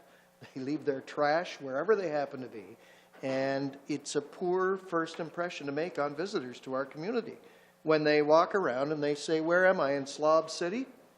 And I think that this machine is going to help us to have a better level of maintenance along those trails and along the places that people that visit our community tend to be, including the parks. And so I'm supportive of it. I think that it's a good buy, and it'll enhance services in downtown and throughout. Okay, one more and then we'll call it. Sorry, just two quick questions. Question number one would be, considering we're doing this on a trial basis with the DIA, what would be the sale value if this was being sold in 2 years? We had a resale value. So say we're doing this because right now we're currently in a trial period with the DIA that we're going to maintain the maintenance program downtown. So 2 years goes by, we realize that we're not going to do that anymore. Maybe the efficiencies of what we have, that, you know, the park usage of it is down. Can we resell that piece for? If I could, Your Worship, what I would hope we would find, if council approves the purchase, and we would use it to enhance the service efficiently, and I think that's the key, efficiently at what we do now in the rest of the city. We have a broad business, we have a lot of land we own, we maintain there. My hope would be if the DIA in a year or two decides that, you know, the agreement that we proposed isn't working for them, I think they would look at this equipment and the way the city's doing it and saying, it's so efficient, they're not going back to what they do. And they may, again, I've found the board very, good to work with. They might say, we'd like to contract that part to you because you already have the equipment, as opposed to asking Dennis to say, a piece of equipment, what would it resell for? I think he said there's a market, but from what everyone's told me, and again, I believe what these people tell me, it's so efficient that once we try this, we'll say, we're not getting rid of that equipment, and we may be able to contract with the DIA, should the agreement not work. Thanks. The second question, what would be the increased contribution to the reserve budget for the operating? I believe we see $8,500 a year in our operating budget to go towards replacing the reserve and ultimately having a reserve set up to replace this item. So that'd be effective 2019? It would come into play in 2019, and we'll see it in our operating budget later today. Thank you. Going down to the far Yeah, end. that was my question. Okay. Marion, did you speak to it? But I will. So if we hadn't taken over the DIA, we wouldn't even have this on the table. Is that correct? That's correct. It But never would have come to my attention had we not been looking for other options on efficient cleaning in the downtown core. Okay, so it used to be that people had to remove their own snow in front of their store. They had to clean and sweep in front of their store by a certain time of the day. None of those worked, so we went to alternatives. And this is an alternative that will also service other parts of the city that are needed. Thanks.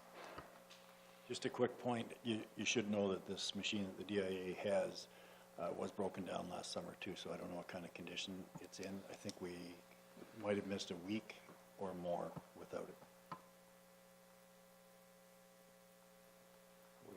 Okay, I'm going to call the question. Well, actually, you can, because I think it was recorded vote, wasn't it?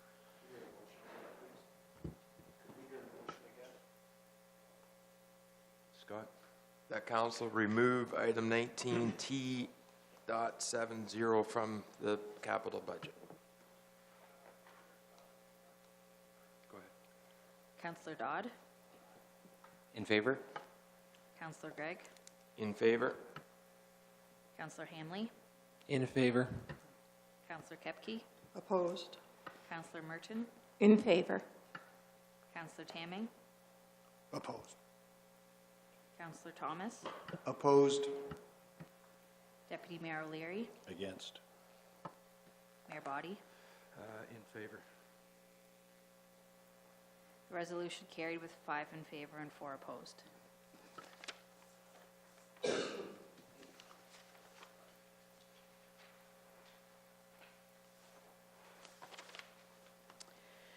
The last item in our capital review that's new is the police capital budget. So annually, the police have requested a stable amount of funding from the capital levy of approximately $150,000. This is consistent with that ask, and it is consistent with what we've presented in our budget. The total police capital budget is $189,000, and the difference will be funded through reserves or through revenues that they collect for their police record checks. This is the first year that we've presented an actual detailed line item budget for police capital. This was provided by those staff. I will apply the disclaimer that although I believe this has been reviewed by the police board and the staff prior to year end, it has not yet been reviewed by the new police chief. So for that reason, the actual details are subject to change. I would not expect the city request of $150,000 to change. Also, I would not be able to answer any questions related to the necessity of these purchases, but I can certainly pass them back to the police board and request more information if council's looking for it. Why do they need two pistols? Okay, the sheriff. My only question is looking ahead, and it's really more a question for Sean. We've got one heck of a telephone system in there for the dispatch that is on copper, from what I understand right now. We're going to, the next generation of 911 in about 2 years, I think, are going to be required, and it's probably going to be fiber. And do you have a feel of whether they have thought ahead about that, and what we're doing financially to start to aim in that direction? I think that's going to be an important one. I know they are looking at Next Gen 911. They have started the process. It's my understanding that yes, everything is still on copper. If the move of the backup dispatch goes in as Public Works, the new backup dispatch will be on fiber. My recommendation to Val, as well as the IT director over there, was that we use strictly fiber. I know they do have fiber into the building, but I'm not sure if the new system that they're looking at incorporates that. Okay, thanks. My other thought, which has got nothing to do with, well, it does, but with that next generation 911, the need for storage of data for police is going to explode. One thought that came through, maybe came through interviewing of police chiefs. We have a jail right now that's a secure building that we're wondering what the heck we're going to do with it. And one of the things, you know, we're looking at tearing down the jail, the wall around it. Did we not just approve $24,000 to look at a study for the walls? Okay, so we are on the same page. Maybe one of those things we should be looking at is if we've got a secure building, maybe we've got an opportunity to do something with that property that would make it secure, take advantage of that security for putting in cloud service for police. Just an idea that's out there, or isn't out there, but could be. So, yeah. Stuff falls out of my head once in a while, and it's falling out right now. Thanks. Fiber does go by that building, so Val Rogers and City Fiber is at the fire hall as well, so there is fiber in that area. Good, Thank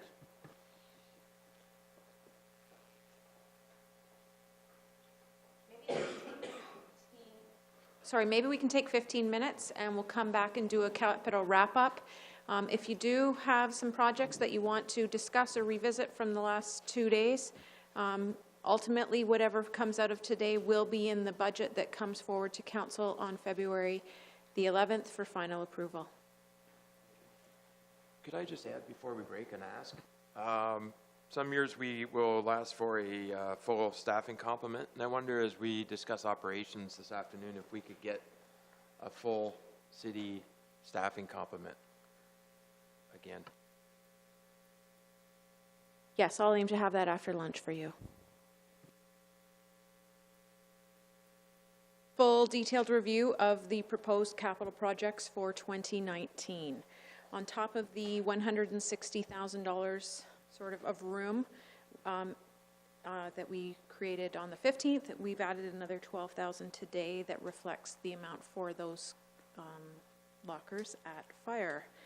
However, if there are any projects that council wants to talk about more or ask for more clarification on, I have them all available here, so just let me know which one it is and I can pull that forward for you. Can we start with in Parks 18D6?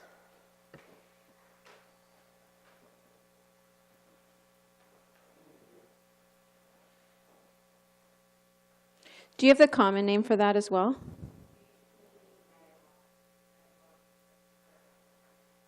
If I could speak to this, Your Worship, this is a program of putting magnetic locks on different facilities. As you can imagine, throughout the parks and open spaces, there are a number of washrooms and facilities that need to be open and closed each day. This allows the washrooms to be locked and opened on a schedule in order that staff don't have to be there at that particular time. So while staff are on a cleaning schedule for those buildings, typically washrooms, it allows them some flexibility in terms of that cleaning schedule as opposed to having to be in 10 places to lock washrooms in the evening. The reason that the project didn't move forward in 2018 as scheduled, the year before we'd had some issues with the magnetic locks that had been installed. We wanted to make sure before we pulled the trigger to initiate the next phase that all the kinks and bugs had been worked out and that we knew we were installing a product that was reliable and did the job we were looking for it to do. Yeah, so, and this is going to be an overall theme of everything that I mentioned here today. You know, I went back and I really thought about things again. And a lot of this stuff, you have to ask the question at the end of the day, is this something we want or something that we need? And, you know, this is just one example of something that I think we don't need right now. And so I would actually move to remove it from the budget.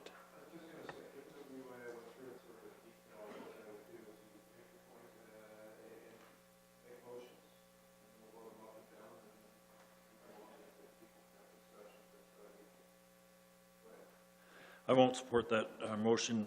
Just for an example, in the fall when we have the fishing derby on and those washrooms at the boat launch have to be opened at 4 in the morning or 3:30 or whatever time these guys start wheeling in, we have to send a staff member there at 4 o'clock in the morning or 3:30 instead of regular hours. We're not very long spending $5,000.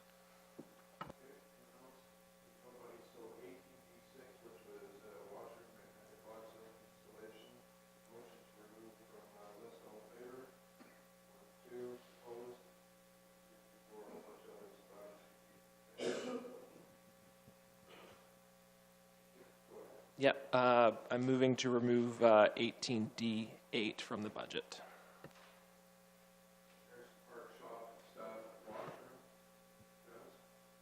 Thank you, Worship. I do recall seeing the message from Mr. Hamley about some of these updates. I would say that we do have 2 contractors on staff that would need to be paid whether they work or not.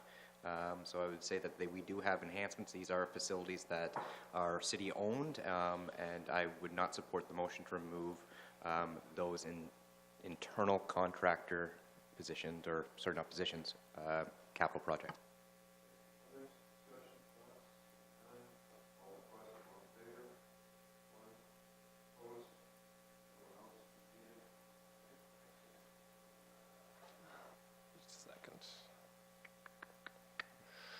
18D33.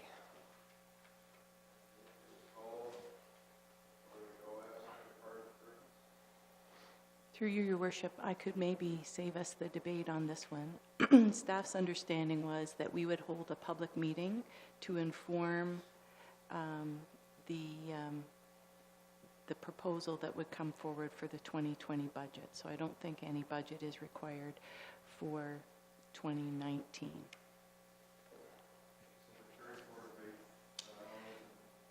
Or was that, Adam, correct me if I'm wrong, is the carry forward to rebuild the planters that are quite damaged?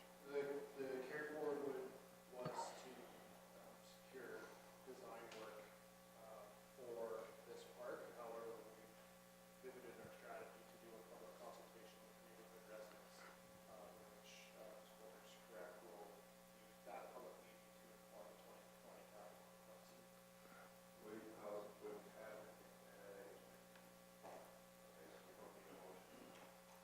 We don't need a motion, and to clarify, those funds are already held in reserve as they were actually raised in 2018. So based on this direction, they will remain in that reserve until the ultimate decision in 2020 is made as to how you want to move forward.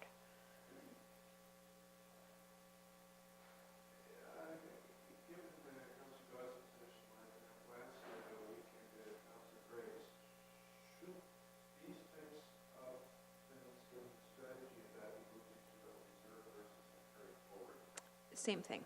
I know it's a slightly different category if we're looking at next year's carry forward of things that we've done. When in fact, this is intended to be reserved for that, not necessarily something that wasn't done. This gets knocked forward. Create a separate sort of reserve for this project? Sure. That makes it different than just a carry forward of something that we intended to do this year and didn't. So it's identified differently. Terminology is different, certainly, and we can reflect it that way. Okay. Brock, go ahead.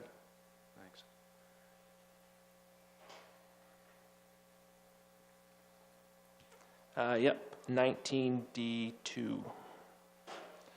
And what I would say to this is, I would actually, sorry.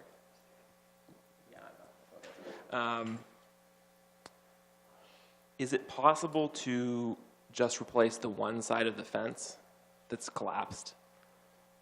Through Your Worship, we had planned, we can do this in stages, and we could do a first phase of $5,000. We had shown it originally when staff met in several years, and then we said, you know, it probably makes sense to do the work as a unit, probably at a slightly lower price, but we can, if council's wish is that we do it in a phased approach, we can do it that way.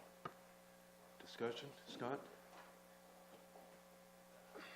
I support including that in the budget this year at that amount and having the larger job done. And I think there's some park staff that feel a real pride in place.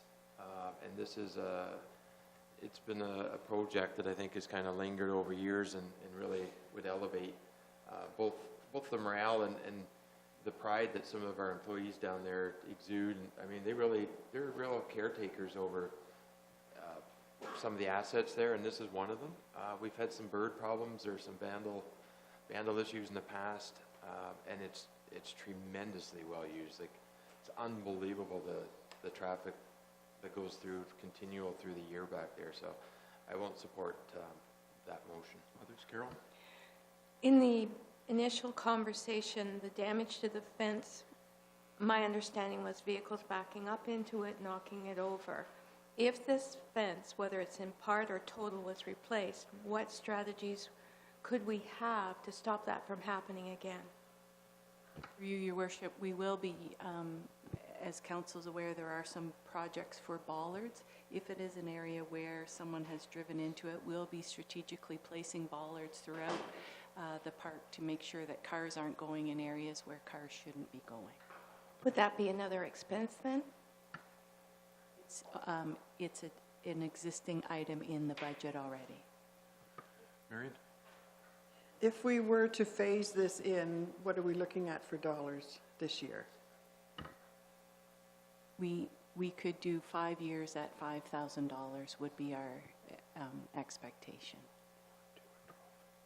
You could, Your Worship, I recall the internal discussion on this, and I was the one who said, to some extent, sometimes we get carried away with trying to bring things in 4, 3, 5-year chunks, and I said, let's go ahead and do this whole thing, get in there, get out and be done with it. So I made that call. We can do it in 5-year chunks, and we can be in there for 5 years replacing a fence that probably in most of our yards we would say, I'm going to get it cleaned up this year, probably not for a $25,000 fence, but you can do it in chunks and be in there for 5 years. You can do it in 1 year and be out of there in 1 year. It's really council's decision. Go ahead. So my concern is, though, the workload that we're placing on the staff and a lot of the things they're doing in-house. Is this an in-house? It's not? Okay, thanks. Others? Discussion? Brian? Just a reminder to everyone that Harrison Park is a jewel, and it has to remain a jewel. It's such an attraction. It's likely our biggest.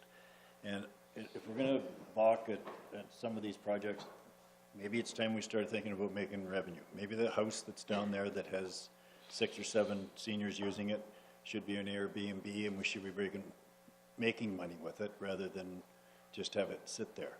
And maybe from a year ago, the idea that was put out to start getting some revenue from parking and letting the Owen Sound taxpayers park at Harrison Park, Kelso Beach, the Rec Center, Bayshore Community Center. If you pay taxes in Owen Sound, you park there for free. If you don't pay taxes in Owen Sound, you pay $5 to park, and we'll have more money in our pockets to start doing these projects. Okay, before we start going down that path, we've got a motion that is Harrison Park Berg Sanctuary upgrades. So I don't want to go in a different direction here.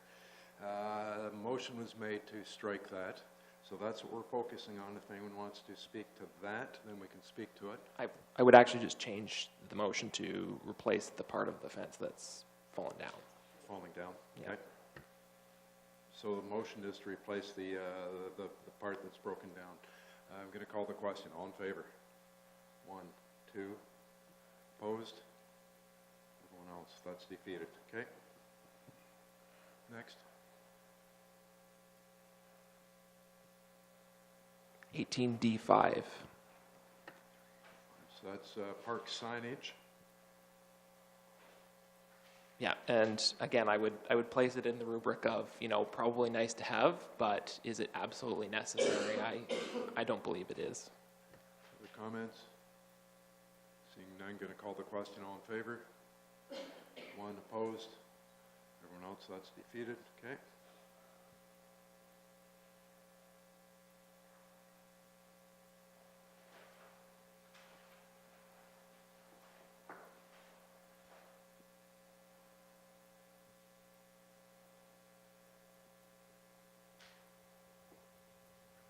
Uh, 19D10. So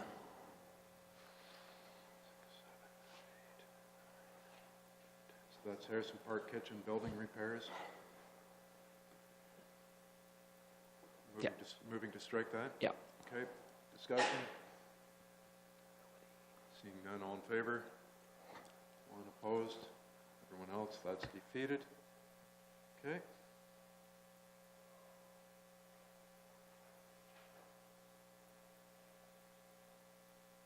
Uh, 19D11.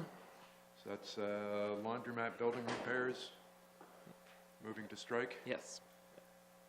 Any discussion? All in favor? 1 opposed.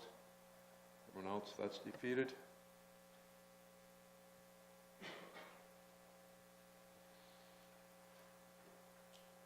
Uh, 19D12. Just a question on it. How much longer is the life of these bridges, would you say? Through your worship, staff has identified them as currently needing replacement. They are wooden structures, and staff are recommending they be replaced. So it's current now that they're... And I should note that this would be done and they would be constructed by park staff. No motion there then. Okay.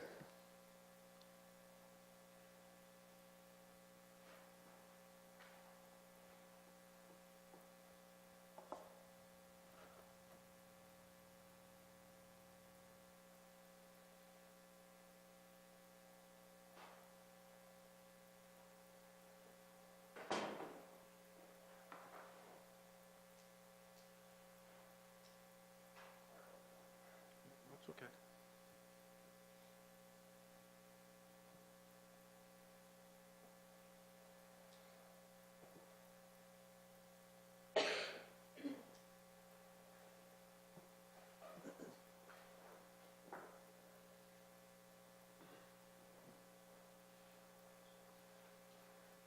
Uh, 19D25. So it's Harrison Park Trails, Hold on, I'm just trying to, am I right? it's gotten lost in I my, don't have a 19D25.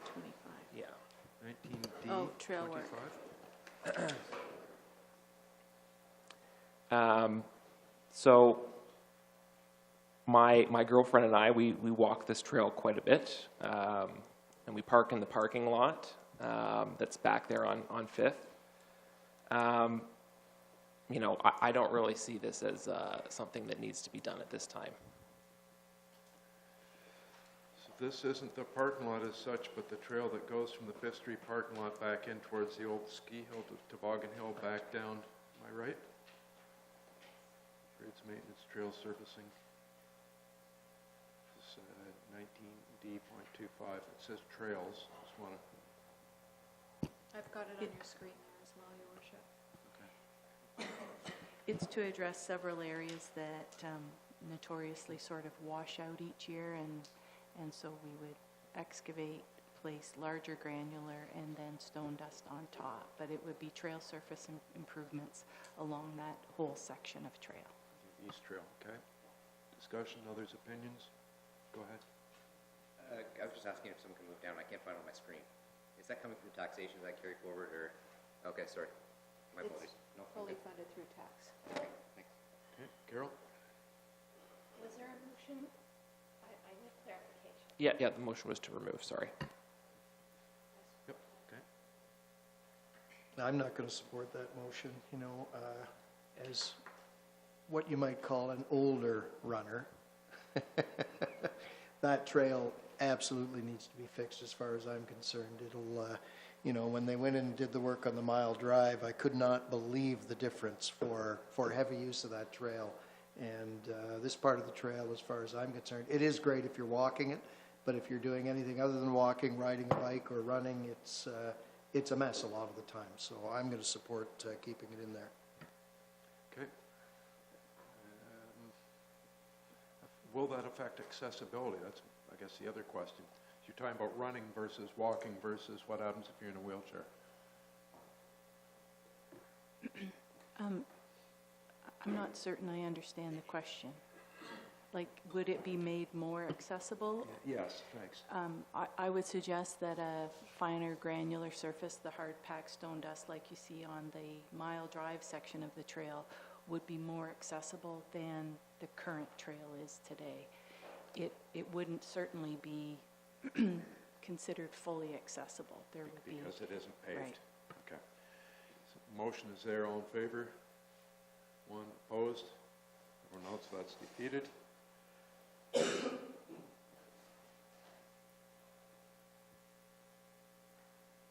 Uh, 19D14. So that's parking lot improvements at the 4th Street East entrance. Motion to strike? Yeah, the motion's to remove that. Okay. Discussion, questions?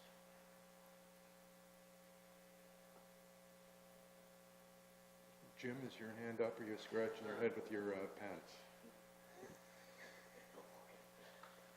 I know we discussed previously about doing the bollard replacement here as well as doing the excavation. We made a decision that, or the last discussion was that it'd be easier to do it all at once once the bollards got in. Considering we're doing a bollard purchase anyways, is in this $20,000, how much would be allocated to the bollard replacement? We didn't split it out. We have 15,000 for materials. That would be the aggregate and the bollards. It may well be a little bit less than that, and then we were going to use Public Works staff time, so there would be an allocation of staff time from PW into Parks for the project. So, Adam, any idea how many bollards we'd need there? $3,000 to $5,000 worth, and just for... Just for this parking lot, or for, okay. We have other bollard projects identified in the budget, and just for a comparator, doing some granular work at the base of the ski hill, just the granular work was about $8,000. Scott, go ahead. Question for information purposes.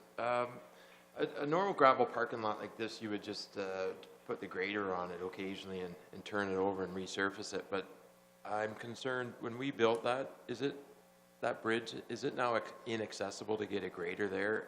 In which case, how do we treat that? Just turn that gravel over? Like, that would be standard just to be turned over, but do we put a grader back in there? Can we get a grader to it? I think the grader still fits over the bridge. I know our garbage truck and Vector truck has been there, so I think a grader would fit.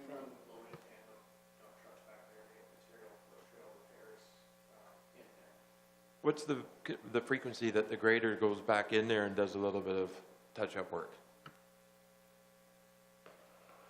Well, thank you, Your Worship. Whenever we get a request from Community Services, when it starts getting rutted, our superintendent will make arrangements for the grader to go back there and do maintenance.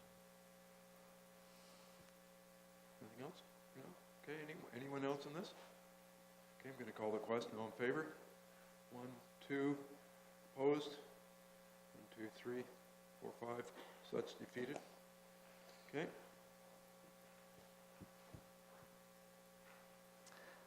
19D16. And I think maybe this is a wider conversation about what to do with the senior center. So senior center abatement, the question is senior center.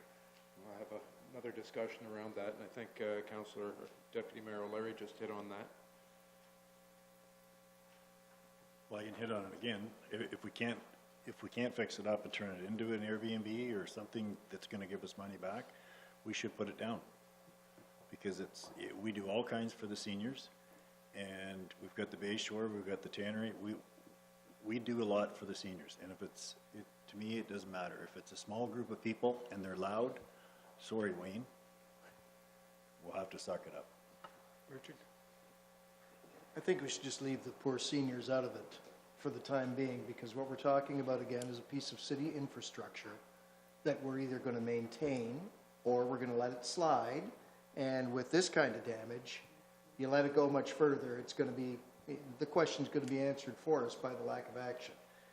So again, I'm sorry, not sort of Hamley, but I'm going to oppose a motion to remove this, because I think that, there's a strong tradition of having the park keeper's house in the park, and we know how Owen Sound loves its traditions, myself included. And I think, again, this is a piece of city infrastructure, and I think it's our obligation to maintain it. Carol? In our initial meeting, there was a conversation about visioning for Harrison Park by Councillor Tamming, and Deputy Mayor O'Leary has again alluded to the concept of what can we do that will help us with Harrison Park. At what point do we ask for that visioning exercise and/or for staff to come back to us with possibilities and opportunities around Harrison Park? You can ask for a report at any time, but Pam, go ahead. Through your worship, this year, park staff is undertaking a major update to the cemetery master plan. That's just underway and will come forward again through committee. I don't think the Facilities, Recreation and Parks Master Plan that was completed last year said it's time now to start the cyclical review of your master plans. The first one that needs to be done is definitely the Harrison Park Master Plan. We're just drawing to a close, actually, on the major capital projects with the completion of the electrical of the big projects that were there, and it's time. It's a 2002 plan. We're probably overdue in terms of refreshing that. As staff's work plan will come forward through committee next month, that's certainly a time when you can look at the entire work plan, and if it's something that committee feels that you'd like to see this year, we can see, you know, if we can fit it in, or at least start it late in 2019. In operations, we're going to have some budget line for this building, maintaining it over the year. It'll be included in the overall parks, buildings, repairs budget. So not specifically. We don't see a what's the- specific okay. department for this building on its own. It is combined with other parks, buildings, and facilities. But I can certainly highlight that when we get there. I'm just thinking about some of the discussion that's around here, but as Richard has said, we've still got mold and asbestos in a building no matter what. Go ahead, Marion. Thank you. My point as well, no matter what the end use of this building is, whether it's for the seniors or an Airbnb, which is, I think, a great idea, anyways, it still has to be fixed. So I would certainly move to, or be in favor of keeping it in. Go ahead, John. Has the 3,000 been actually received yet, the donation? Do you know? Through your worship, no, it hasn't, but the seniors have committed to it. I certainly have no concern that they won't come good on their pledge. Why, has it happened before that they've been asked to donate? And They I don't know usually- this group at all. Sorry, it's hard, you just don't have the background. Every year they give us, you know, it's a nominal donation to the city, but they, you know, they've committed to this project, and I can certainly get that in writing if it would please council. No. They're Mary, go ahead. Further, do the users of this facility pay a user fee? Through your worship, they pay, I think, $500 a year toward the city and the upkeep and So they don't actually pay hydro or anything there? not that I'm aware of. That is an agreement that we have on our list for renewal. Go ahead, sorry. Thank you, Worship. I would just note that without proper public consultation, I don't think I'd be willing to say what the future of that building is without taking it into retrospect what that community group is. I don't know the usage numbers of that group. I don't know what they pay, what they don't pay. I don't know what the comparison between what they pay and another seniors organization pays. So at this point, we have a mold and asbestos issue, and I'm going to be moving to make sure that stays in the capital project. So Brock, you just started with a discussion, or did you move on this? No, I'm not going to be. Did not move, correct? No. Okay. So keep going? Good. Good discussion. What discussion?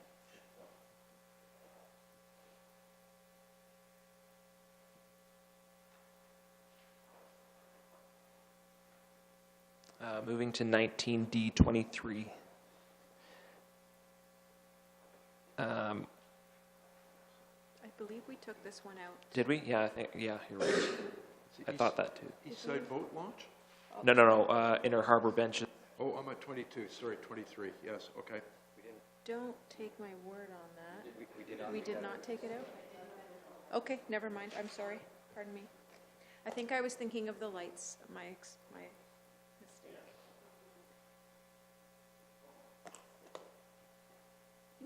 The councillor's wondering about donation for benches. We do have a memorial bench program. You'll see it in the operating budget, and it does fund a number of benches. These, however, would not be funded through that particular program. Could I maybe move that money be used on these benches? So the Memorial Bench program is request-based? The Memorial Bench program is request-based. People come to us with a request for a bench and usually have a location or a favorite place in mind where they'd like that bench placed. And that's the funding, the purchase of a bench allows them to, with our approval, have a bench located where they would like to have it located. So it isn't that they're funding a bench, they're funding their bench. Go ahead, Marion. Could some of the money from the Tom Williams Fund be used towards this Inner Harbor improvement? Or could the city make an application to Community Foundation Grey Bruce for some of the money from the Tom Williams Fund there to go towards this? I think the city-managed Tom Williams Fund is fully allocated at this time, but we can certainly try other methods. People may want to, in fact, sponsor these benches themselves. So there might be other options for us to do this, other than tax-related funds. So we can certainly leave the project in, leave the funding as we would, hopefully people, I imagine people would jump at the chance to sponsor a bench there. We could certainly promote that benches on the harbor wall are available for sponsorship. Pam Estate, woman, I can't think of the name. Is that money fully allocated? Thank you. Okay. This would have fit too. Perfect. Okay. No motion for me then. Okay. Yeah. And anything else?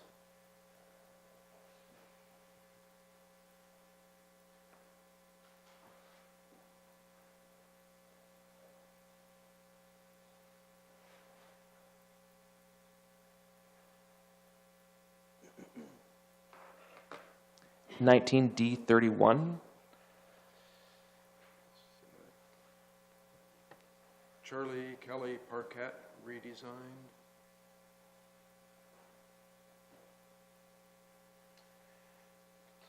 I'm just, I realize it's probably not as functional as it could be with the fence there. But like, again, I'm just wondering at this time, considering with all the things we have to deal with this year and next, is it something we should be spending money on? Discussions? Do you know how much that park gets used now that it isn't being used for the Y? I guess we don't know because time hasn't passed enough to... I do now see people sort of sitting on the benches out front, but I can't really speak to the park use. Scott?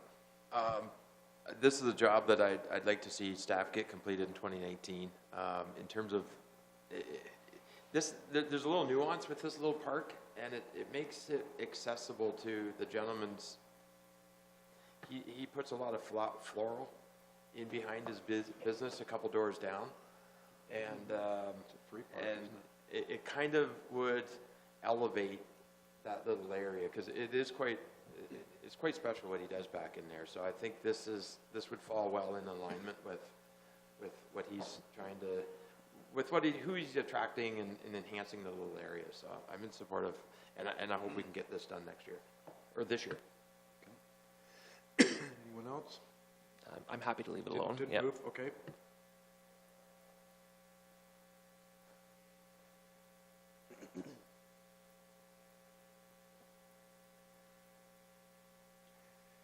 Do you have 19D33 on there, which is the bridge boxes, planters, and inserts? Was that on your list? That was, next, yeah. That's the next one. I noticed going across 9th Street Bridge, I had a good look at them. That's just one bridge, but they weren't in bad shape. Worship, they're the inserts, so they're the actual piece that holds the soil. So the bridge boxes that stay out there are fine. It's the insert that's planted and holds the soil that's degraded. Okay, so I was looking at the frame that the box will go into. Is this something that we can wait on until after all of the 10th Street Bridge and everything is completed? Through you, Your Worship, the 10th Street Bridge boxes won't be done. They would be done. They're part of the plan to be done in 2019. They wouldn't be done in 2020, but they would be done again. But they're only a small portion of the overall boxes that need to be repaired. So just my point would be that there's going to be a ton of traffic and everything on the other bridges where the boxes are. The aesthetic of it, I'm not sure is, it's going to be a nightmare down that way anyway. Are flower boxes important? A question. I really was under the assumption that this is replacing 8th and 9th, and now I guess my question after hearing that is, we're not designing the new 10th Street Bridge around maintaining existing infrastructure, because this shouldn't be on the 19 or 20.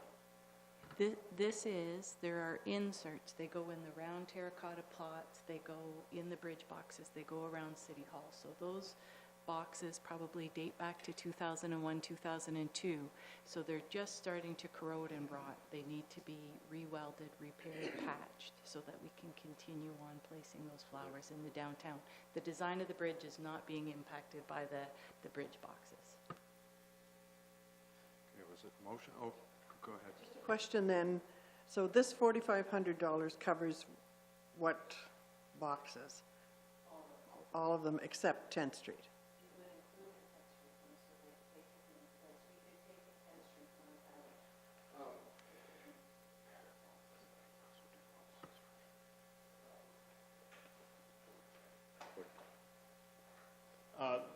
This capital will be used to repair about 75 to 80 of the inserts out of the total. So they're the ones that have been selected that are in most in need of repair and are essentially falling apart, as opposed to having new ones made. So this is just repairing, like spot welding and that kind of stuff, as opposed to Patching and building? repairing. Yeah, okay. Patching and repairing, and each one costs about $50 each to repair. Okay. So, did you say 74, Adam? That's the number that you're replacing? Sorry, there's 56 of one style and 24 of another. I had the total wrong in my head. Excuse me, so Right, that's so my Yeah. point is that you might as well do them all. There's no use keeping out just 10th Street. If you did them, So these are spread throughout all the bridges and the downtown core. It's all of the either bridge box or flower pot inserts that need repairs. right, but I'm Right. just If it thinking, if you have 75 or 76 and doing them all at once, then they're worth $50 each. If you just do 5 for the 10th Street Bridge, it probably turns into more than $50, but that's just the point I'm making. So Brock, you didn't move on that one? Yeah, and I'm not going to. Okay, next.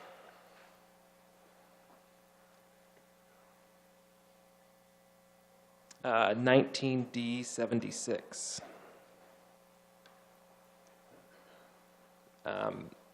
So I'm sure it's, do we absolutely need this to keep the park, the ball diamonds working properly? This is the Through you, your worship, it is a Class A diamond, so in the dry months in the summer, the grass will, get quite brittle and dry. On a Class A sports field, the expectation is that it would be irrigated. This pump is it's required to make that irrigation system work at Duncan McClellan. So if we're not having this pump, we will not be having irrigation at Duncan. I was just going to say that we did just increase our ball fees to accommodate the fact that we were going to be doing some capital improvements to the diamonds. Now, I know if you speak to any member of the Owen Sound Men's League slow pitch, they will be saying that we don't do enough to ensure that those diamonds are up to date. We currently did just do some sod replacement in there to help with some of those things, and because of the excessive dryness, that we actually weren't able to maintain that properly. So for the amount that we were increasing our overall fees, I think we need to give something back to that diamond as well. I agree. We bring in thousands of people that come to the ballparks for tournaments and fill our hotels and restaurants all summer long. I think it's important. Yeah, I won't be bringing the motion forward, so. Okay, so what's next?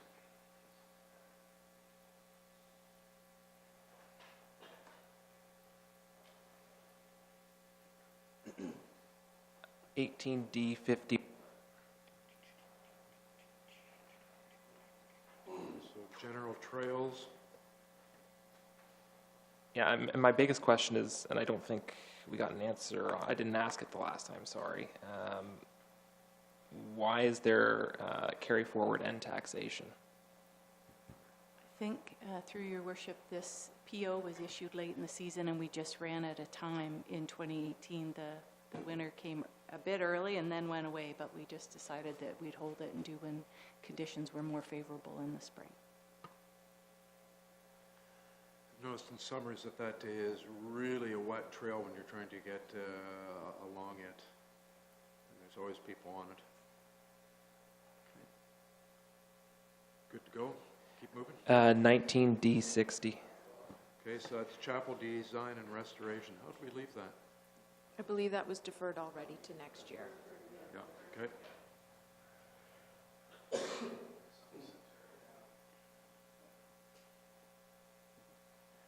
17D55.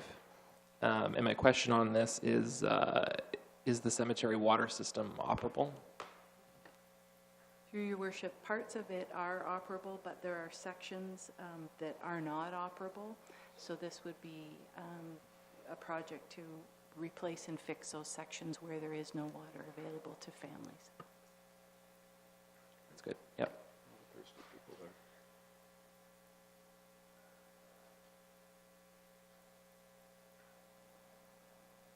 there. 19D61. Heritage fencing? Yeah. So the major roads that abut the cemetery, they're completed, correct? No? This would leave just along 4th Avenue West. 2nd Avenue at the top of the hill is done. The street that faces Georgian Bluffs is done, and most of the way along 4th Avenue, this would be the last third or a quarter along 4th Avenue. Okay. And we will have some of the fencing probably coming from the Charlie.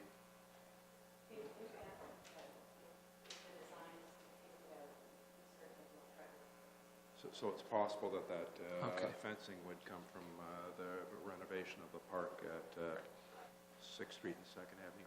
Oh.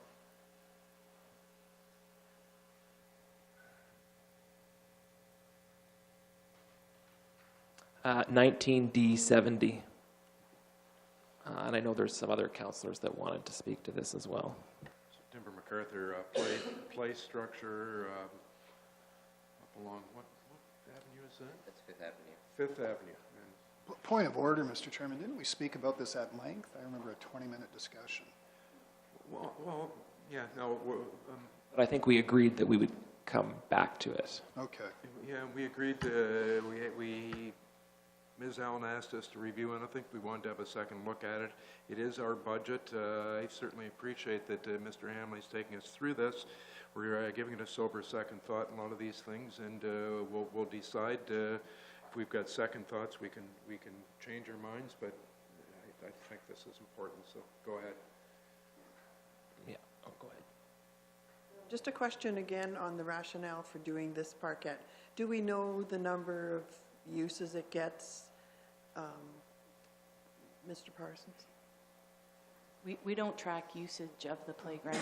We do have in the master plan, you know, areas where there should be playgrounds with the goal of having a playground within 500 meters of each residential neighborhood. This is part of that inventory toward meeting that. I don't know if there's a motion on there or not, but I'd like to see this delayed for a year. Go ahead. Yeah, and I would support Councillor Kepke's motion. Sir, I was just got distracted there. Your motion was Delay it for 1 year? delayed for 1 year. Okay, other discussion? Go ahead. I would appreciate some feedback on the use of this. Statistically, for that much money in tax dollars, it would be helpful to know how much is it used. Well, I think Pam just answered that. We don't track that, and there's no way of tracking unless you had somebody there to watch. But So there's Deer no way cameras. of capturing that at any particular time. The use patterns that we know are just anecdotal from, you know, we'd be better to ask really the people in the neighborhood Yeah. about how do you use it, how much does it get used, because, you know, when I drive by, maybe there's nobody there, but maybe someone would say, well, at 7 at night when we're home, maybe it does get used. So we don't have good data on use. I'm sorry. Oh, thank Richard, I think you had your hand up. I guess the only question I would have, I'd support the year's delay, but the question I would have is, you know, I know what CSA can be like, having been the chair of a parent council at an elementary school where we had to repair our playgrounds every single year because the standards changed. So I guess my question is, can we get another year out of this playground without facing liability issues? My comment to that question, and thank you for the question, is that this appears on capital because it needs to be replaced, or it needs to be not used. So you're saying it's a liability issue as it stands now? Yes, I'm saying it's, it doesn't meet the CSA standard, and there are enough deficiencies that, as opposed to replacing components, it should be either replaced or not used. Scott? Just a couple thoughts. I would support removing this from the budget. I don't expect that we will get the grant funding for the work for the playgrounds at Harrison Park. I would support still utilizing or keeping these funds on hold to maybe offset or supplement that there is needs down there in the tot lot playground as well, recognizing if we don't get that funding. I kind of wonder, the county now owns Sydenham Public School, and there's Dufferin, and there's Bayview. I wonder, can we approach the public schools? I don't want to buy the school, but I might have a sincere interest in purchasing their playground equipment, which was functional, and from a school board perspective right now sits as an off limits. You know, they don't want to really own the liability of it, so they might wash their hands. So just the equipment? Just. Go ahead, Pam. Certainly, I'm not aware of what the county's plan is at Sydenham, whether they'll leave that playground equipment in. We can certainly talk to them about that.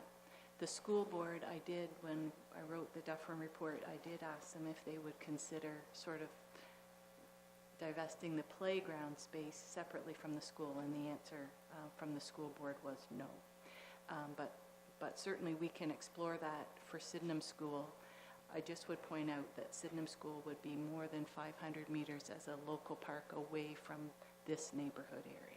Part of the plan with Sydenham, with the county and with Georgian College is a daycare, so I think they'll want to keep it. But as far as just the equipment goes, not the space at Dufferin.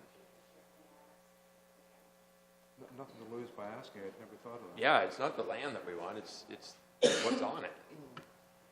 Okay. Your Worship, I wonder if Councillor Kepke could amend her motion.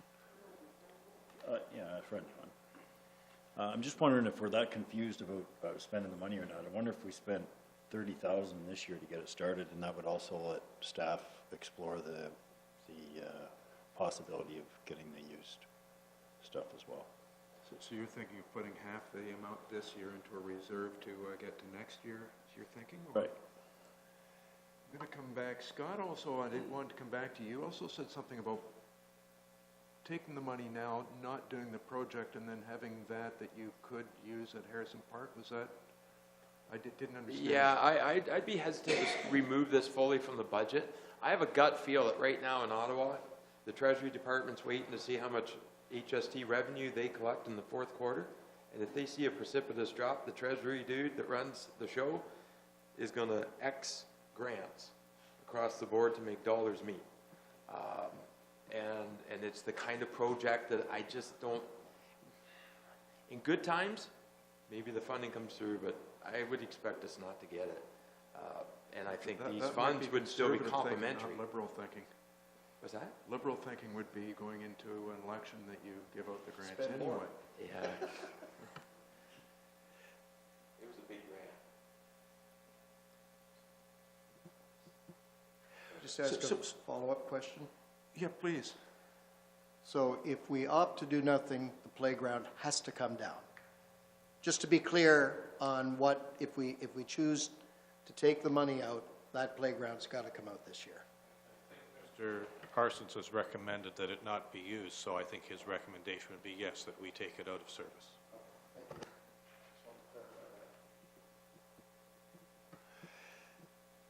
So, Pam, we've got approximately 50 in here for one playground at Harrison Park, dependent on grant money that we may or may not get, but we will know before we make the final decision if we've got it. We've got 50 for another. We've got 60 here, so there's 160. Is there any way of combining that money into perhaps a playground reserve? Maybe I should be asking Cater between the It's two of you. the- And it gives us options of what we do with these going forward. That's another thought. The project we applied for at Harrison Park was 100 city, 100 Kiwanis, and I'm going to say 376 through the federal grant. So, you know, if we don't get that, what our discussion was with the chair of the Kiwanis at the time was if we don't get the grant, we'll revisit the scope and scale of the project in terms of what can, you know, we do without that grant funding. So if Kiwanis and the city still wanted to partner on that. So we are hoping, they said we'd hear in January. We have heard on one grant through the same program, and we're waiting to hear on the other one, so. So Plan B would be to scale back, potentially have up to $200,000 on one of the playgrounds and scale it back so that it's, that would be the B plan. Okay. Go ahead, Kate. I could follow that up. I may recommend that we show in the budget a transfer to reserves, combining all three of these projects until you know the outcome of the grant, and then bring forward a report on what to do with that funding depending on what the grant outcome is, whether you focus it all on one playground or perhaps take on, if you are approved, take this on and those as well. But just hold on to these funds until that decision can be made. We will know before we're done on, We may not. we think that we know, it's possible that we would know. Okay, I'm going to go back to you, Marion, because you made the motion. Thanks. Any second thoughts out of what we just discussed? Can you tell me what parts of this parkette are deficient? And it doesn't look a whole lot different than Comrade Park to me. But if you can identify the pieces that are deficient. I know the slide is metal. Yeah, through your worship, without the comprehensive playground report in front of me, the deficiencies are the slides, the ladder, the tires. There's gaps in the wood structures that are wider than what's currently allowable under the CSA standard. I could bring a more detailed report forward on that playground. So what would it those are the cost? major items. What's it going to cost to tear it out then? You said it has to be removed. To tear it out, whatever our internal staff costing would be at, without a full workup, I'd estimate we'd be in the $4,000 or $5,000 range for staff time and equipment and disposal costs. And you have to tear it out before you can put a new structure in, correct? Correct. So that has to happen anyways. So why don't we just do that this year and we'll find out how many people actually use it? That's a sure way to find out. Alexandra School is not that far away, and doesn't it have a playground? It's a fairly new school. It does have a play. And there's no crossing of 16th Street, which is very busy, that's safe for kids along there. So there's no crossing to this parkette either, then, those who would cross 16th Street. They would already go to Alexandria. This is probably a half dozen families locally that are on Fifth Avenue and the little T offshoots. But it's a very quiet street. It's low volume. Crossing 16th Street as a kid is a little different. Hey, Carol, last word. I think it's decision time, so. It sends an unfortunate message to the community when we remove a playground without a strategy to do something, whether it's used a lot or not. Is there a chance that we could make an appeal, explain our concerns as a city around the liability, we want to keep our children safe, and ask for potential donations to assist the city in rebuilding this? Liability-wise, I think the decision is clear, but it really sends a poor message. Is there an option? How can we go about this differently? Through you, Your Worship, working with the Kiwanis, we did identify with them the joint project at Harrison Park. Certainly, we always look for grants where we can, and that project did include, writing that grant application.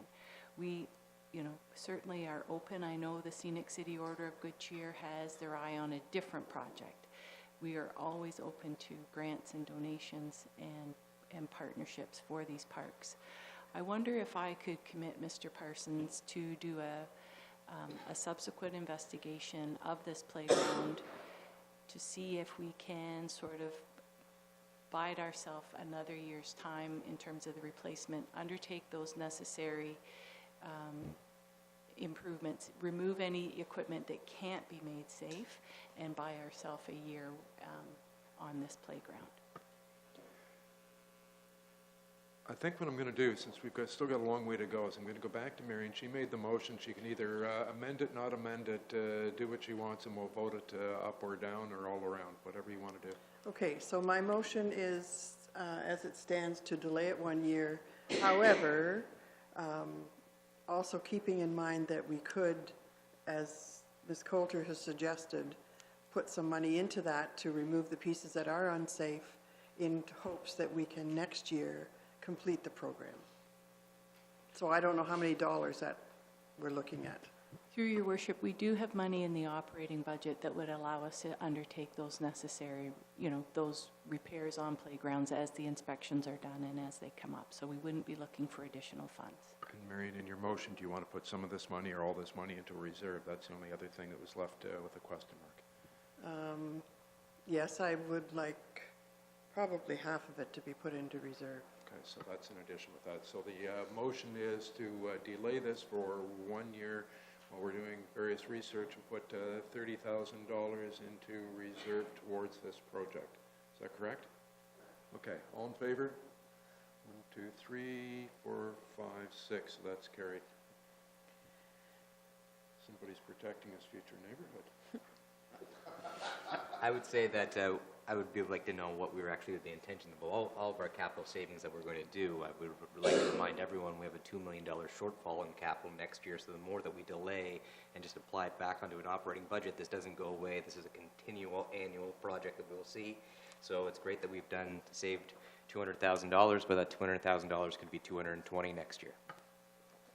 Good point, thanks. Go ahead. Yep. 19A72. My understanding is that... This is the fiber and roads? No. Is it the campground playground? Yeah. It was my understanding, and I might be wrong, that the Enabling Accessibility Program, that grant fell through. Your worship, we had 2 applications, one for the community center washroom, one for the playgrounds. We heard on the washroom, we haven't heard yet on the playgrounds. So the funding is for both playgrounds, 100 city, 100 Kiwanis, 376 grant. So we can talk about this again at a later date when the funding answer gets decided.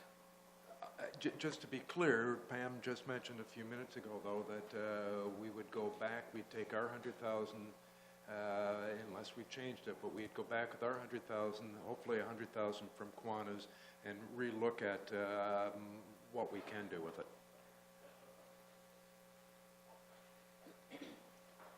That's it for parks, unless anybody else has something. Seeing none. Are there any others in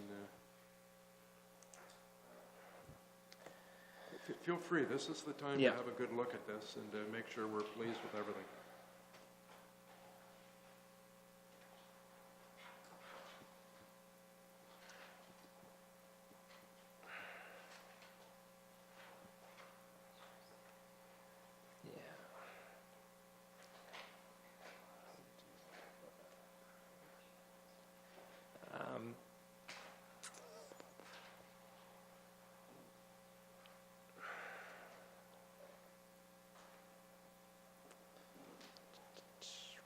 I think I'm okay on facilities.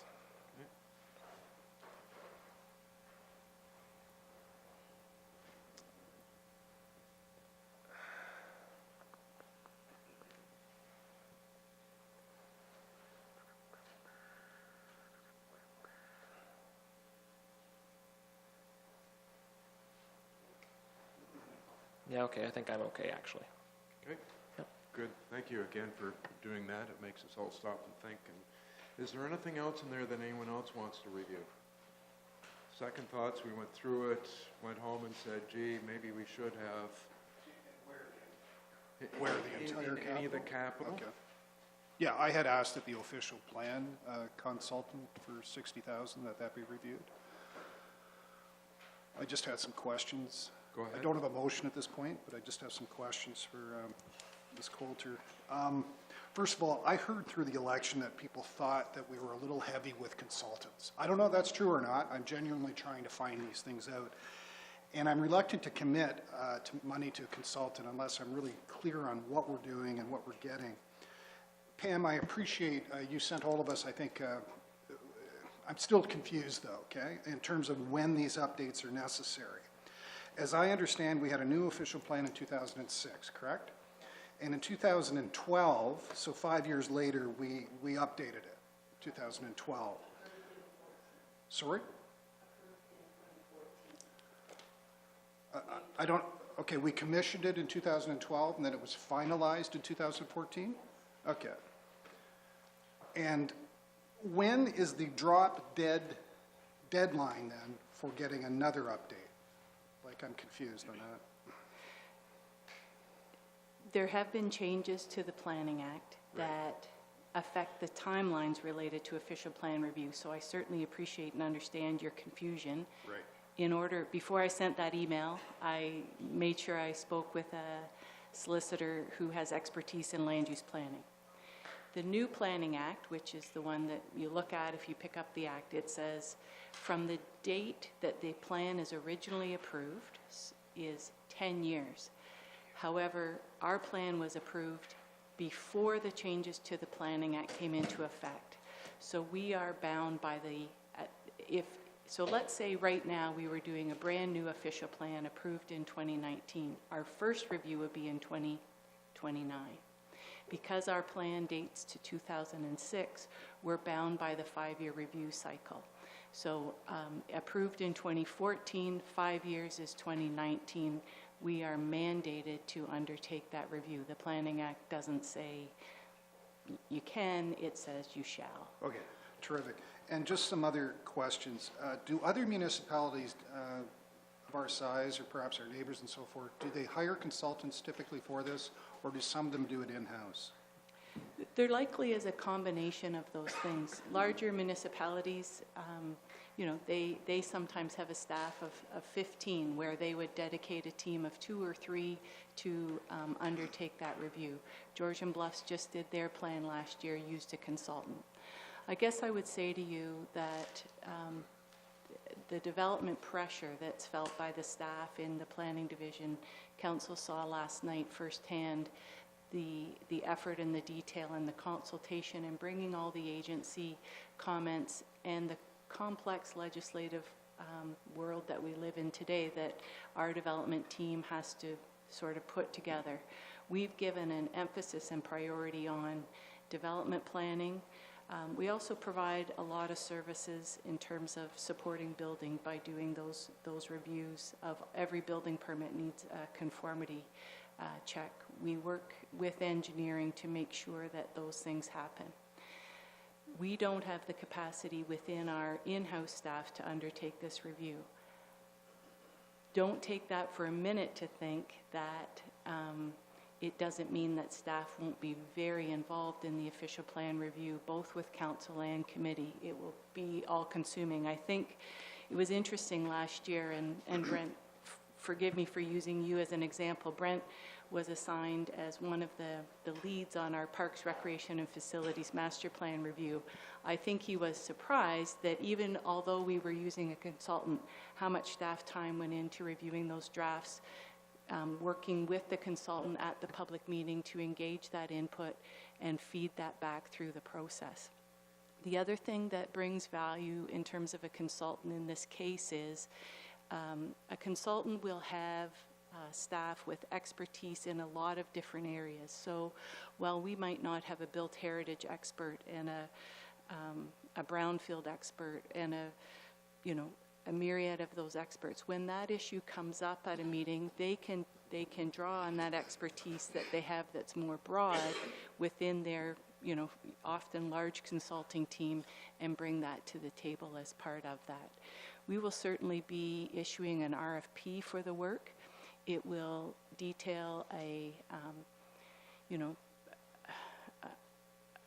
a robust public consultation program and a terms of reference that will, ensure that we're getting value for that money. Very, very helpful. I thank you for that. Just one last comment. Is it possible at all, and there may be reasons why it's not, but is it possible at all to work with Grey County's planning department on just this particular task instead of hiring an outside for $60,000? I'm just curious if there's savings there or if there's a practical reason against it. Thank you. So certainly the County of Grey provides, certainly provides a role in terms of local land use planning. The Planning Act and through the province delegates authority for different things. The city has the authority for official plan amendments, plans of subdivision, zoning consents, minor variances. That is unique in the County of Grey. Normally, local municipalities don't have official plan amendments and, plans of subdivision. For Owen Sound, the city can't approve our own 5-year review. The province actually delegates that to the County of Grey. So it would be like having them prepare and approve the same plan. No, that's fine. I don't need a further explanation. I'm not going to bring a motion then. I appreciate your explanation very much. I can tell you there'd be 8 other municipalities that would freak if Grey County started to do one of the municipalities, and especially Owen Sound, who gets away with everything in some people's minds. Good. Okay. Anyone else? Okay, so we've been through capital a second time, satisfied with capital at this moment. May still have some questions and may have some chance to come back at it after we go through operations, but for now, everyone's satisfied with capital. Not seeing any hands going up, so good. 1 second, sorry. Oh. Kate, would you be able to give us an update of what has been currently removed from the capital side? And according to my calculation, I have 209,500, but I want to make sure that I was right. So I had 160 from our last meeting. We added 12,000 to that for the fire hall lockers, and another 30,000 that represents half of the Timber MacArthur funding. So that gets us to 202, I believe. All right, so I've got 7,500 somewhere that I'll try to find where I made a mistake. Was that for the benches? St. George's, I had St. George's down for $4,500 when we reduced that in half. The CMHA one? No, that was included in the 160. Okay, in okay. My numbers would just be wrong. That gets us up to 202. So we do have lunch coming. I've asked our staff in HR just to follow up with the European Bakery to see where they are. But if everyone's okay, I might just move through the presentation that's sort of to precede operating, and then we can hopefully dive into the actual budgets after lunch.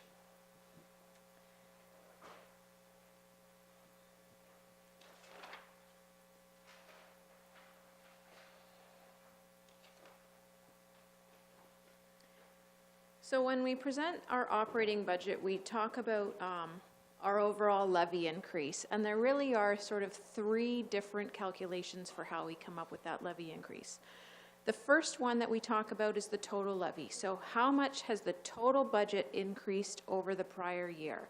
That has nothing to do with growth. We're not factoring in the county and school. It's just looking at your bottom line budget increase. As it's presented, we've got the 1.425. That represents currently a 4.93% increase. Then we try to take that budget increase and translate it to what does the existing taxpayer see. And as we go through each year, new taxpayers come on the roll. We recognize that through supplementary taxation, and they relieve the burden of tax from existing taxpayers. So we try to take that growth figure into account to reflect what does our increase look like to an existing taxpayer. So that's the growth adjusted levy increase, and currently as it's presented, we're at 4.52. And then finally, most people get their tax bill. They're not sitting down and looking at how much is my municipal portion, how much is the county, how much is the school. They see a bottom line, how much taxes am I paying. So we try to incorporate what does the average taxpayer see as an increase in their total tax bill by taking into account what we estimate for a county and school board increase. So that's the combined or total increase that we would often discuss. Currently, I believe that's sitting at 3.63, around there, and we have been provided at our last meeting a motion from council to reduce that combined increase down to under 3, or 2.99% is the goal that we've been aiming for. In order to do that, we would have to reduce our total levy increase to 4.03%, or approximately $265,000. This next chart just shows what our historical levy increases have been over roughly the past decade. The last column, so the actual levy increase, that demonstrates what was the actual increase in the total budget for each of those years. And then the first column, or the first column with change, shows what the growth impacted levy increases. So this is just the municipal portion. We're not talking about the combined school and county in this chart. And it shows, sorry, the first line is where we are sitting right now with the budget as it's proposed, and then where we aim to be, assuming we can achieve that goal of 2.99%. And then I've just shown what those historical years increases are as well. It's important to note that all the increases other than the actual levy increases are estimates. Phased-in assessment, tax shift, real growth, and changes in tax policy will all have an impact on a taxpayer, what they realize on their tax bill. The budget as it is presented estimates that the average taxpayer would see an increase in their municipal taxes of $112 per year. Should we achieve the goal requested by council of under 3%, the increase in the average municipal tax bill would be $90 a year. As we make changes and move through the budget today, I will be able to update council on how these figures have changed. So if we're cutting things out or adding or removing, I have an active budget on my computer that I can let you know what's happening with those overall increases and what the dollar impact is on the average taxpayer. The only other thing I'll point out is 2018 was a great year. We had a very low tax increase. However, we did have an increase to the OMPF of $385,000 last year. So that really made a big difference on our overall increase.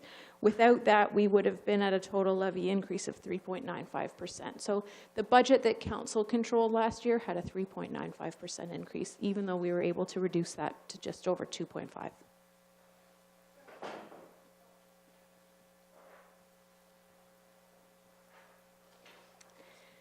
So the total budget as it's presented is just under $63 million. That's all of our operating and capital expenditures combined. 75% or $47 million relates to the operating budget, and the other 25% is for capital. This pie chart shows how our operating budget, so taking capital back out, how is our operating budget broken down by expense type.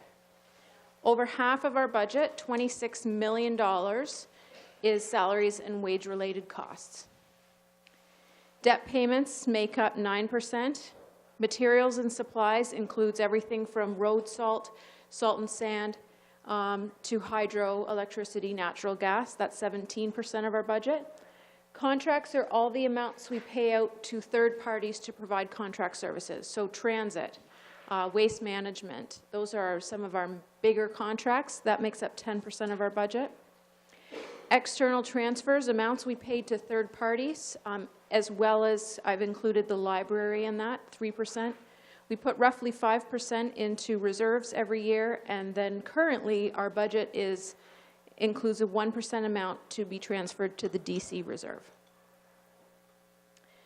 By department, this chart shows how our total budget is broken down by department. 42% of our budget goes to general city departments, and in that I've included corporate services, operations and public works, community services. 43.5% of our total operating budget goes to police and fire protection services. 11.5% of our total budget is going to capital and debt payments, and 3% of our budget is for the library. I would note I've also included the Tom Thompson in with our general city departments. It has a very small impact overall.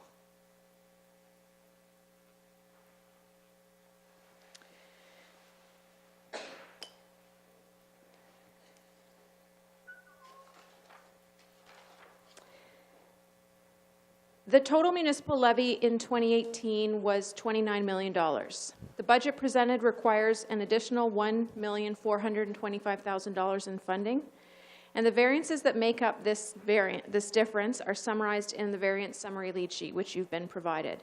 We've then broken down the variance types into 8 categories: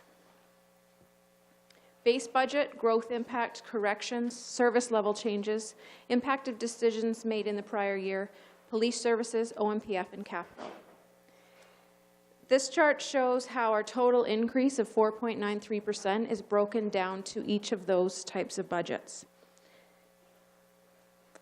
The capital increase of roughly 1% is currently $260,000. This includes not only the dedicated capital increase or the dedicated levy dedicated to capital of $225,000, but also changes in funding to capital reserve. So, for example, it also includes the additional $50,000 allocated to the Fire Fleet Reserve. Police services currently a high-level estimated increase of $275,000, which will be refined once reviewed by the new chief and the police board. So I have received a sort of bottom line budget from this current staff over at police services. Again, with a disclaimer, our new chief just started yesterday, so he has not had a chance to review that budget yet, nor has it been passed for recommendation by the police board. So that's sort of a placeholder. And I would say those increases include everything from your sort of wage increases to changes in service levels. They're all mixed into that one number. The impact of prior year decisions is $480,000. So when decisions are made throughout the year, but after the budget has been set, the impact of those changes must be reflected as an increase or a decrease in the next year's budget. For example, the decision to increase council remuneration to reflect the loss of the 1/3 tax exemption was made in 2018. However, it has an impact on the 2019 budget and going forward.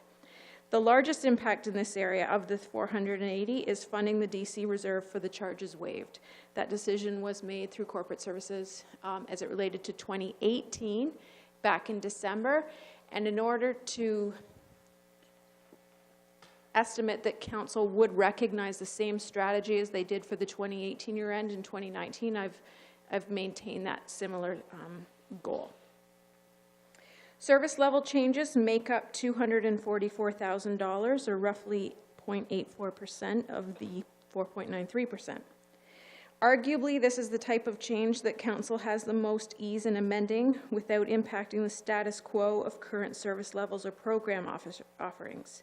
Note that although some items in this category reflect a change in the way we operate, in some cases they are to meet new legislation, in which case electing not to proceed may result in non-compliance or higher liability. Corrections reduce the total budget by $120,000. These do not reflect a change in the way we provide services, only a more accurate reflection of the true cost in the budget. Growth impacts further reduce the budget by $280,000. As new assessment and new users are added to the system, the burden on existing taxpayers is reduced and new user fees may be generated. And finally, the base budget reflects index contract increases, negotiated wage increases, and other changes to the budget that reflect inflation and increases to the cost of living. This by far has the greatest impact to the budget at $570,000. However, it is difficult to change this figure without changing staffing levels or service levels. The total base budget increase is compared to the Canadian CPI for reasonability. The Canadian CPI was 2.1 for 2018, and our base budget increase is 1.97. So we're within that sort of reasonable range. Page 15 of the package that was provided to each of you as council included the variance summary lead sheet and then took that lead sheet and broke it down by each of these different types of changes. We will review each one in detail as part of the division presentations. However, if you want to, we can always return and look at them this way as well. So just to include just the ones that relate to growth or just the ones that relate to service level changes, I do have them saved here that way. The goal to reduce the combined increase to below 3%. In order to reduce the total combined levy to below 3%, the budget must be reduced by $265,000 from where it is today. On top of that, any negative adjustment to the OMPF, which is not yet known. We did provide some recommendations in the introductory report that was included with your agenda. The first one would be to eliminate the funding to the DC Reserve. That would have an impact of $240,000. This has come up a few times. We talked about it for how we're going to treat it for the 2018 impact. That treatment then I applied to the 2019 budget. We do have the option of not funding the reserve, in which case we need to take that into account when we do our follow-up DC study.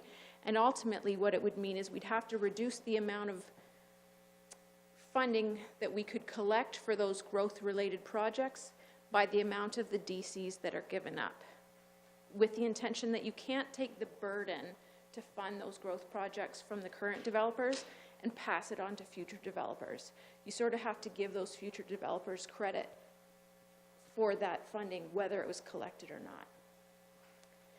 I would ask that if council does decide to move forward with this, that we make a motion to make the treatment in 2018 consistent with whatever we decide for 2019 and going forward. It will make it much more simple in our DC update if we have the same accounting strategy used consistently, as opposed to saying we're going to recognize this one and not this one. It'll make it very difficult and likely cost us more for that study with whichever consultant guides us through the process.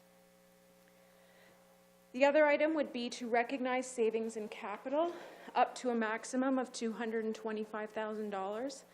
I've limited it to the maximum of the increase over last year so that we're not in a position where we'd actually reduce our capital contribution to less than what we contributed in 2018.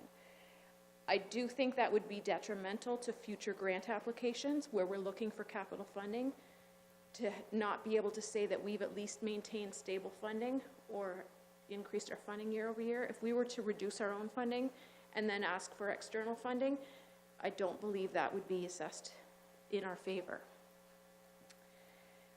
To recommend a change in the current year from any of the items in the variance summary that you've been provided, so anything else that council wants to look at can potentially help us achieve this goal, and also to reduce any other service that we haven't already identified through that variance summary. So anything is open for discussion today.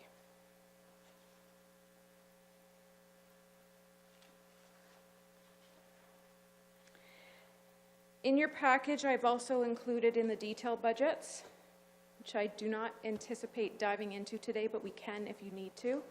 I've included the 2018 year-to-date figures as a benchmark, where we are today compared to where we budgeted. I will point out that our cutoff is February 28th, so 2018 year-end is still very much a work in progress. Those numbers are subject to change. A final report regarding the 2018 year-end will come to committee in March or April of this year. Currently, we are trending to a very small deficit, driven mostly by overspending in capital. Any deficit will be recommended to be financed by reserves or other 2018 funding sources, so I don't anticipate any deficit to be carried forward.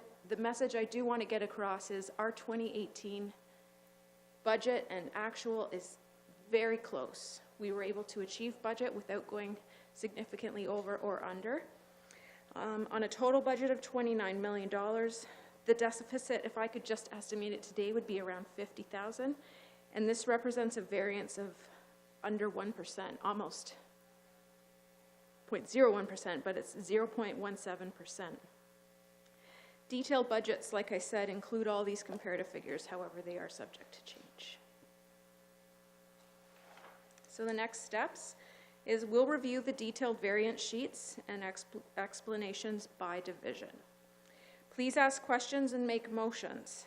Final budget presentation planned for February 11th, 2019 is part of a regular council meeting. So there'll be a public meeting to lead that meeting, then a staff report, and then this full budget package will be brought forward for your approval. There's always opportunity to discuss this more until it is approved, but for efficiency's sake, it's great to have those discussions now to try to work towards approval that day without having to amend the budget much further come February 11th. The final budget bylaw, our goal is to pass that March 4th, and then council will receive quarterly financial updates throughout the year, and we'll have our 2018 year-end report. There's this big unknown right now, and that is the OMPF. What is going to happen to our funding? If we don't know by February 11th, I don't think I can bring forward that report for approval, so those dates are subject to change. We may need a special meeting to address that if and when it comes up. I did include in my introduction report, which I don't necessarily need to go through right now, I really don't know what that will be. It might stay the same. It might go up. I wouldn't bet on that. We might see what we were seeing before as we were transitioning out. They were calling it transitional assistance, 15% reductions every year. I think that's a good estimate, but again, I'm not confident to reflect that in the budget until we know for sure. So just, there is this unknown out there, and what the impact will be, we will find out. We'll bring forward strategies when we do know as to how to address that. I'd like to focus today on the budget that we can control, and then we'll set up some contingency strategies for how we might address that change once we know what it is. Do we have any legislative demand of when we must pass the budget by? We have to pass the budget in time to give ourselves time to do tax policy, and then we issue our final tax bills in June. So I would say we would want to approve the budget no later than the end of April. And second half question to that is, if we're delayed waiting for that grant, we would be smart to go ahead with capital because we've got to do purchasing on the street with We would start to get into the position where we'd be asking for pre-budget approval, or yes, approval of just the capital budget, and hold the operating off until we know for sure. Just further, as we've had comments in the paper about our confusion or unknown with the grant process, I did exchange emails with our MP Bill Walker this morning that just to confirm that we don't know if we're losing money, if we're gaining money, we're trying to guess, we just don't know. So that was one of the things he wanted to reiterate, that people were reading some of our press things that I thought were pretty obvious that we said we didn't know. Some people were reading it as we are getting cut, and I had phoned him, and then the Premier's office was phoning him. So just to confirm with everybody, we don't know. We have received no indication from the province as to what the program is going to look like or what our funding will be going forward. Based on some of the language, my conservative self wants to say, let's prepare for a reduction. It sounds like they're looking at cutting and sort of refining those programs, so that's what I want to prepare for. I would love to come back here in a month and say, we're getting the same funding that we had, let's move forward. That would be great news. So our drop-dead approval, this is what day in May? I'm going to say our drop-dead approval for the budget bylaw would have to be by the end of April in order for us to do tax policy and issue tax bills in time for the June due date. That gives you a couple weeks to clean up before. When are you leaving? Oh, end of May. That's our deadline. Yeah. All right, so why don't we have lunch and come back at 1 o'clock, and we'll get into those operating budget variances. Okay, just a quick question before. If this money that comes from the government is a drastic cut, will staff be making a recommendation in terms of what services we're cutting? At that time, staff will bring forward some options for how we can address that cut. And if there are certain services that, I'd say everything is out there for councils. It's your prerogative if there's something that you want to look at. We will certainly bring forward some strategies if and when we know that amount for how we can address it and still maintain the goal that was set by council at our last meeting. Thank you.